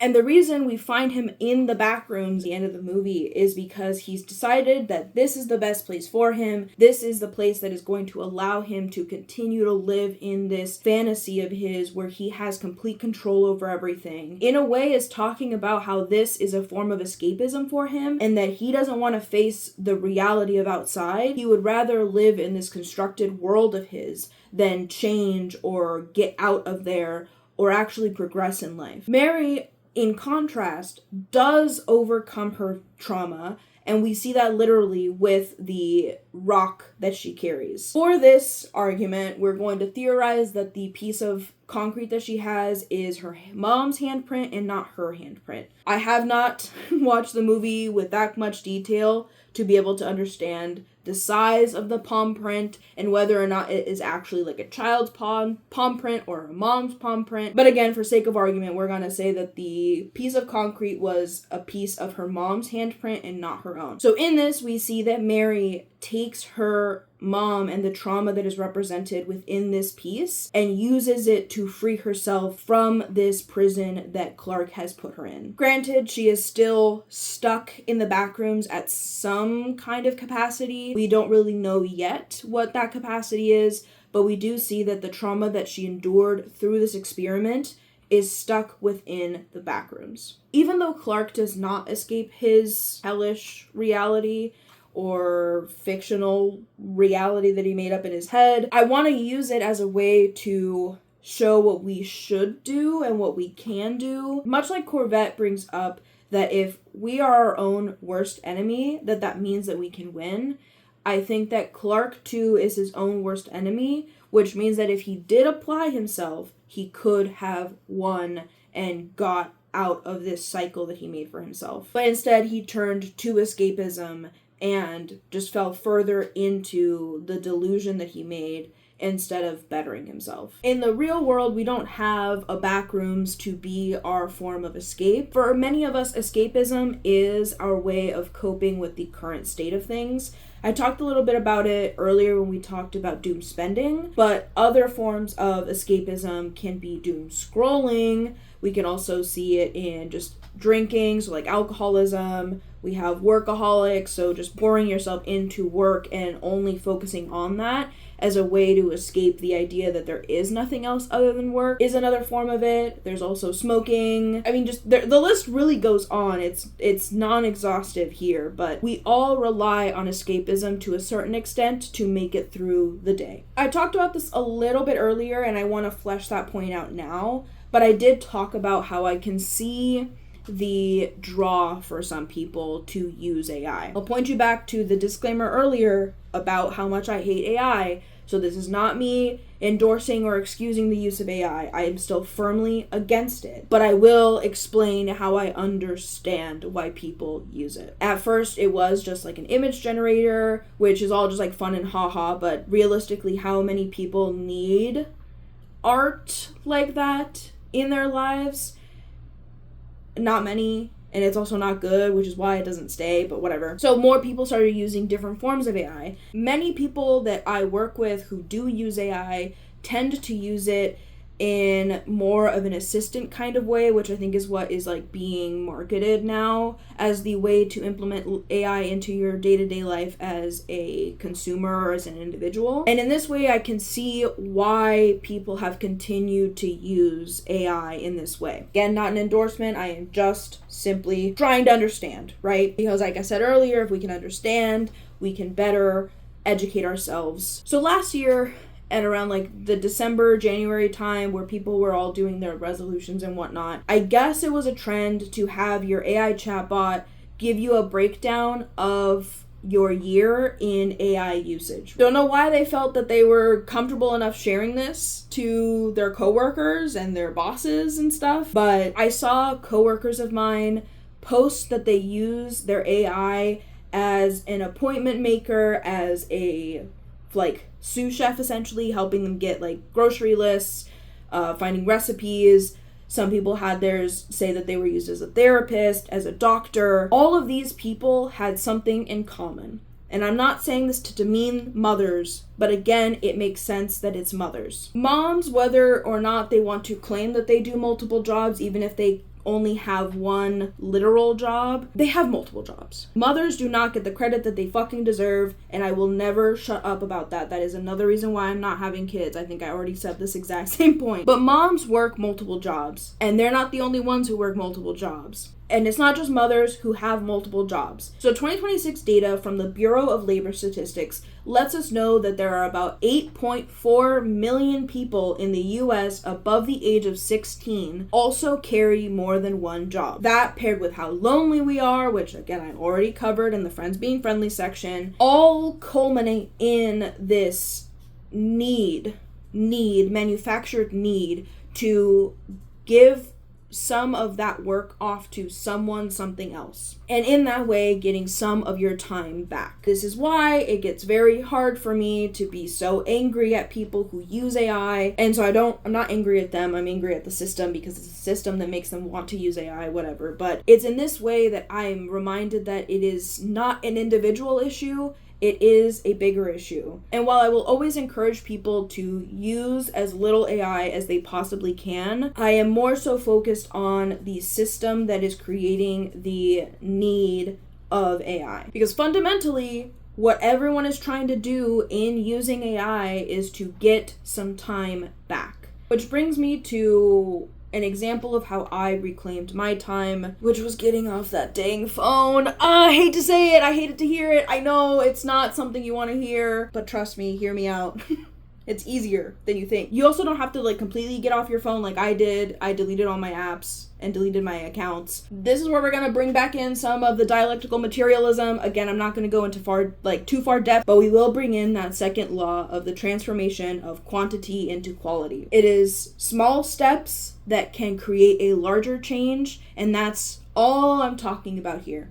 It's small incremental steps to get a little bit more time back. So my journey to getting off of my phone did not explicitly start as a journey to get off of my phone. I didn't wake up one day going, I need to get off my phone and I'm gonna do it cold turkey. It was a lot of small things like getting angrier quicker and about things that did not used to get me angry. It was also realizing how many screens I needed. I had my laptop with work going on. I had a YouTube video, and then sometimes I would also just scrolling on my phone, whether it be TikTok or Instagram or Twitter/Blue Sky. And that was starting to get out of hand because I was like, how many screens do I need?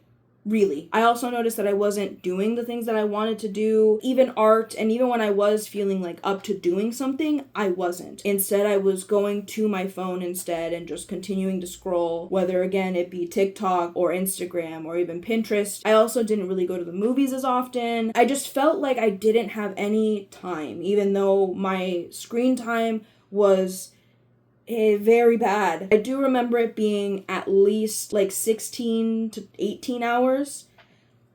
Yeah, it was bad. And that was daily, not weekly. Now weekly, I think it's 16 hours, which is still pretty bad. But hey, I'm doing better. Incremental, right? Small changes lead to big changes. That's what we have to keep in mind. I mentioned earlier that it's been an iterative process, and it really has been a long time coming. I think this all really started in 2022. Yes. At around 2022 is when I really started trying to do something about the amount of time I was spending on my phone. And at first, it was limiting the screen time. I tried doing it where I set the passcode, and the passcode was my own that I put in, that I knew and could just enter in whenever. That wasn't working because I would just enter in that passcode and just get rid of it. So I had to do the next best thing, which was having my husband put in a code that would make it so that I could not just do what I've been doing, enter the code in and just continue swiping. This did help a little bit, but once I got rid of that limitation, I just found myself going back to using the phone more. Ultimately because I wasn't actually getting to the root of the issue. Then at one point, it did really just start to work where I wasn't really going on my phone, or at least not spending so much time on Instagram Reels and TikTok. Then those couple TikTok bans happened where I really thought it was gonna happen. It really is an addiction in this way where I was like, okay, this is my last time I'll be able to do it. I'm gonna do it full force and just keep doing it. So I went from essentially not even using TikTok until someone sent me something and then I would go on and watch that and then just get off, to completely being consumed by the app. And we all know that the app did not go dark. At least it didn't stay dark, and we got back on the app. I essentially relapsed, and now I was back on TikTok in the exact same way that I was back in 2022, erasing those like last 2.5 years of progress. Then towards the end of that year, I was like, you know what? I can't do this. I need to change something up. And now we come to No Screen November of, I think it was last year that I did this. I think it was No Screen November that really started to shift that quantitative change into qualitative change. So leveling up to the point where I was able to finally evolve, right? I got off of TikTok for 1 month, November, and I made my goal to be to any time that I was tempted to go on my phone, I would instead make some kind of art. I lost count, but I think within the first week, I made 14 different art pieces, all different mediums, and I was just cranking them out. It was amazing. It was great. It was so fun. I mean, if we're looking at it like addiction, you could see art as the replacement of it. So if I was addicted to meth, I was on methadone. If I was addicted to nicotine, I was then doing a zero nic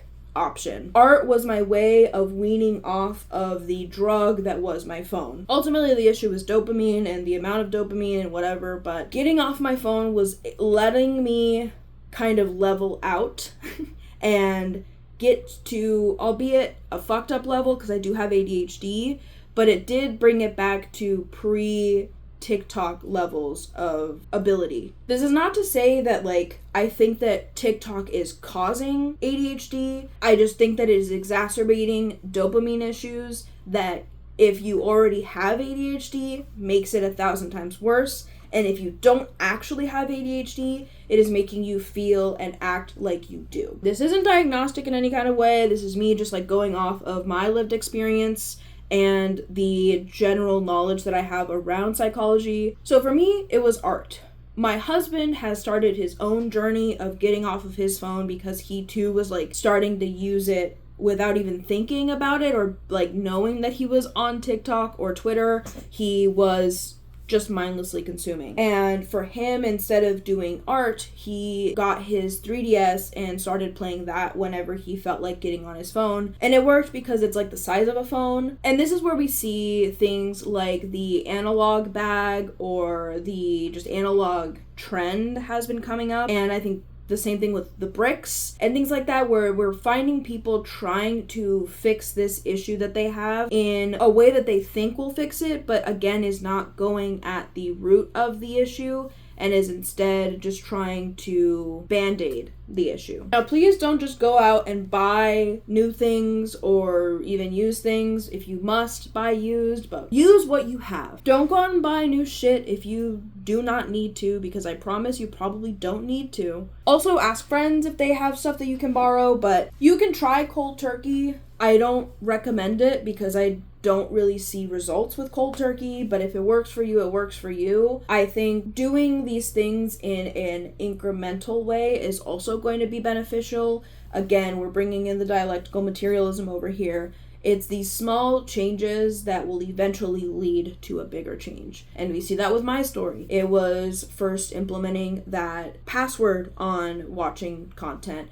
And then it was getting rid of the apps on my phone. And then it was deleting the accounts for those apps. And then it was moving to art and using art as a way to do this. I mean, that's why this has been able to like be made. I haven't been able to do this in the past, even though I've wanted to. It was really leaning on what do I want the outcome to be? Not just like what I don't want the outcome to be, but what do I want to do instead? And I think having that goal of I want to create more art, I want more time for my art, is really what started to cement these changes and allow them to take hold and not just be fleeting. So I wanted to come up with this list to at least give you some ideas and not just leave you with, hey, delete all your apps, because that's not realistic. That is something that I chose to do for myself. You can choose to do it for yourself. Meta doesn't need another account on their books. Billion minus one, baby. I digress. We'll go over the list of different ideas, and again, this is not exhaustive, so you can add to this list, change to this list, try different things out. If it doesn't work once, maybe come back to it after something else has worked and see maybe now if it'll work. And again, iterative process. Do what you want, try what you can, and see what works. First on this list is to make some kind of challenge for yourself. You could do a no screen November like I did. Dry January is another one. You can pick any month. It could be your birth month and you're like, this is my first month of the year. The new year isn't the only time that you can make changes to your life. Every month is a new month. Maybe do new month instead of new year.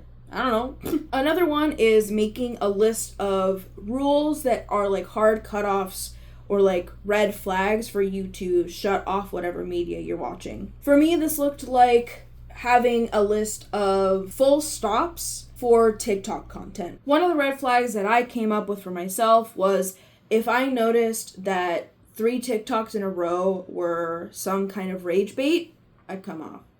If I saw an ad for AI, turning it off. If I saw any AI, turn it off. If it was a topic that I was not wanting to see, turn it off. You can make this list whatever you want it to be, fitting whatever you like. So if you don't want to hear the same sound, make that the sound that makes you turn off the app. These little like rules can help break that automation of just continuing the scroll. Personally, I noticed a lot of my TikToks and just short form content being clips of media, and this became an issue to the point where I was only getting clips of like Modern Family is the best example. So instead, I got off my phone, made a plan to go to my nearest media store and buy the first couple seasons of Modern Family on DVD to watch at home. This does cost anywhere from like $5 to $15 depending on how expensive DVDs used are around you. For me, it was about $5 each for like the season, so I got a couple seasons of Modern Family,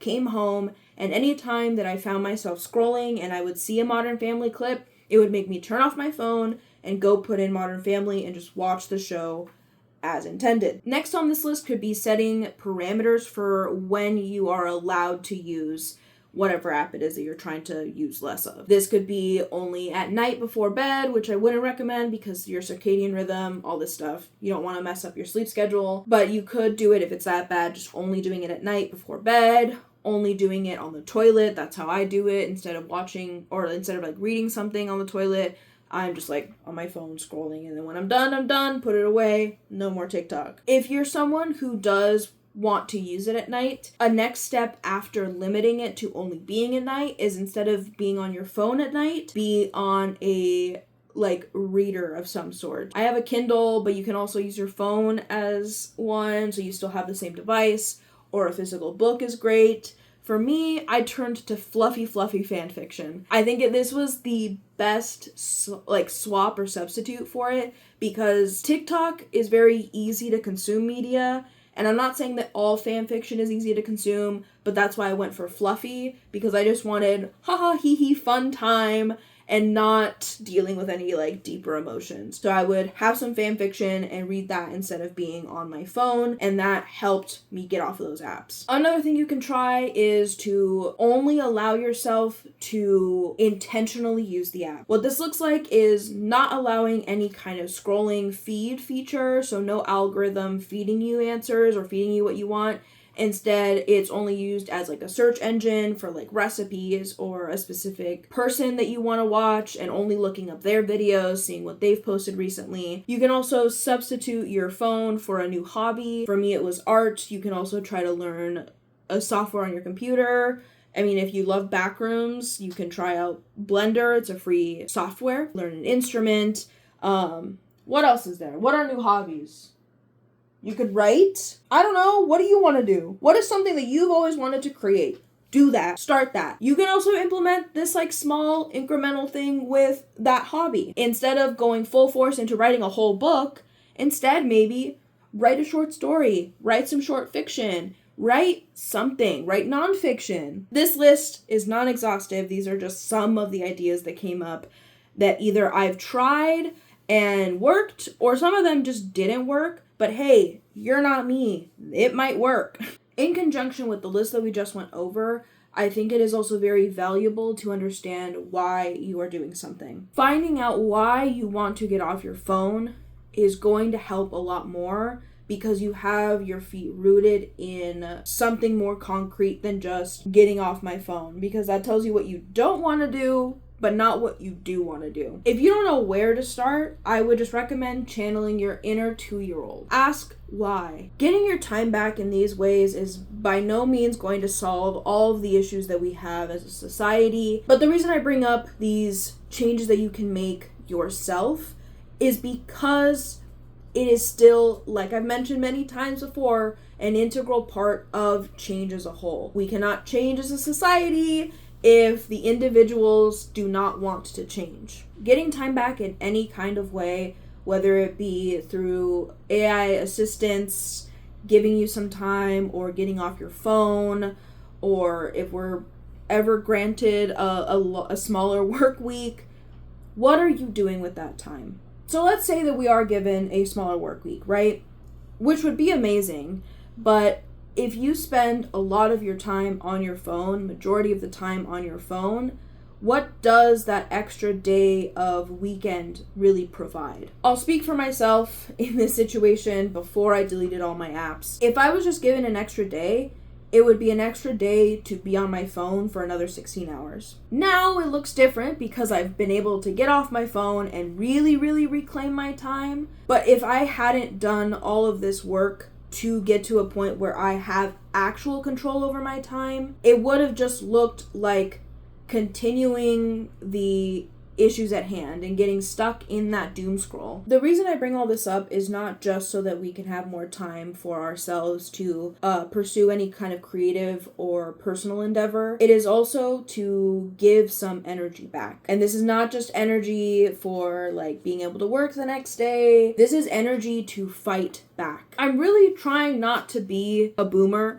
in saying this. I'm really doing this in a like fuck the system kind of way. Getting off your phone is like in a way breaking away from the capitalist machine. TikTok used to be an app for just entertainment until they implemented TikTok Shop. Instagram in a way was the same way, where it was mostly for keeping up with your friends and entertainment, then quickly turned into monetizing in any kind of way, ads upon ads, even from creators. All of this is consumerism, and you could in a way say that TikTok and social media is a tool of capitalism in this way. Not only does it keep you buying things, but it also keeps you off the streets. It keeps you out of the voting polls.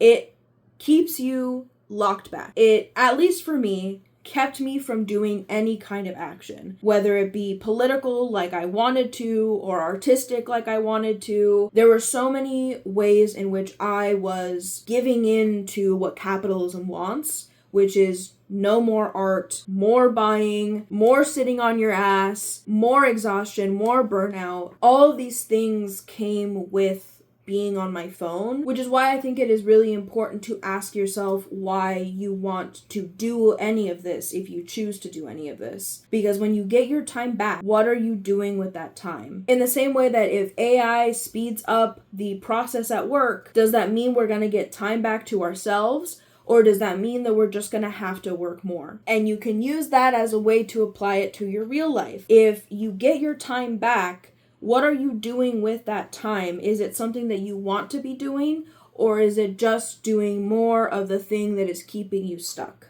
Just as getting our time back does not necessarily equate to doing more of what you want, privilege does not automatically grant an outcome or a success in any kind of way.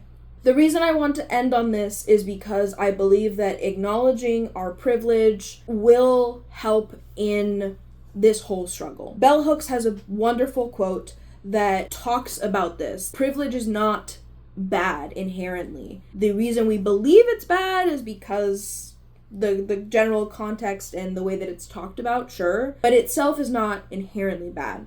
The quote reads, "Privilege is not in and of itself bad. What matters is what we do with privilege. Privilege does not have to be negative, but we have to share our resources and take direction about how to use our privilege in ways that empower those who lack it."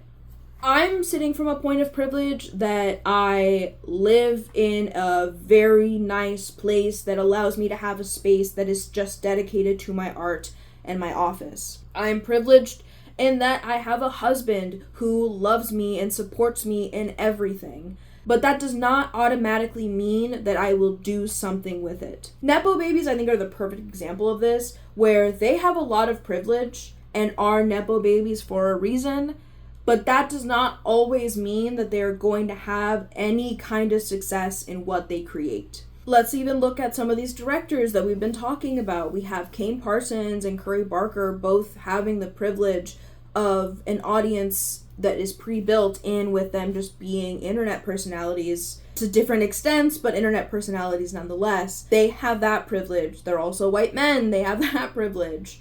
Kane specifically has the privilege of a father who was championing him and his success within the art field and not just limiting it to money or an outcome. Boots Riley has the privilege, while he is still a black man in society, he does have the privilege of having some kind of backing by studios like this who are allowing him to create this media.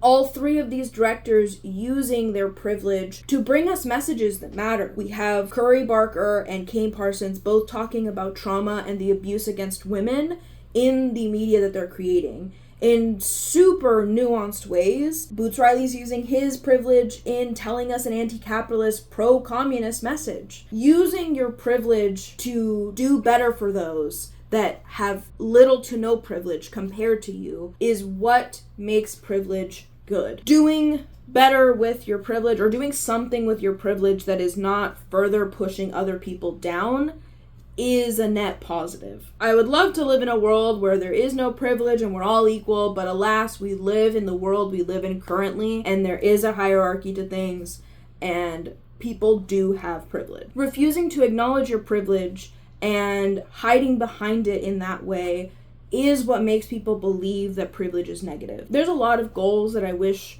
to attain through this.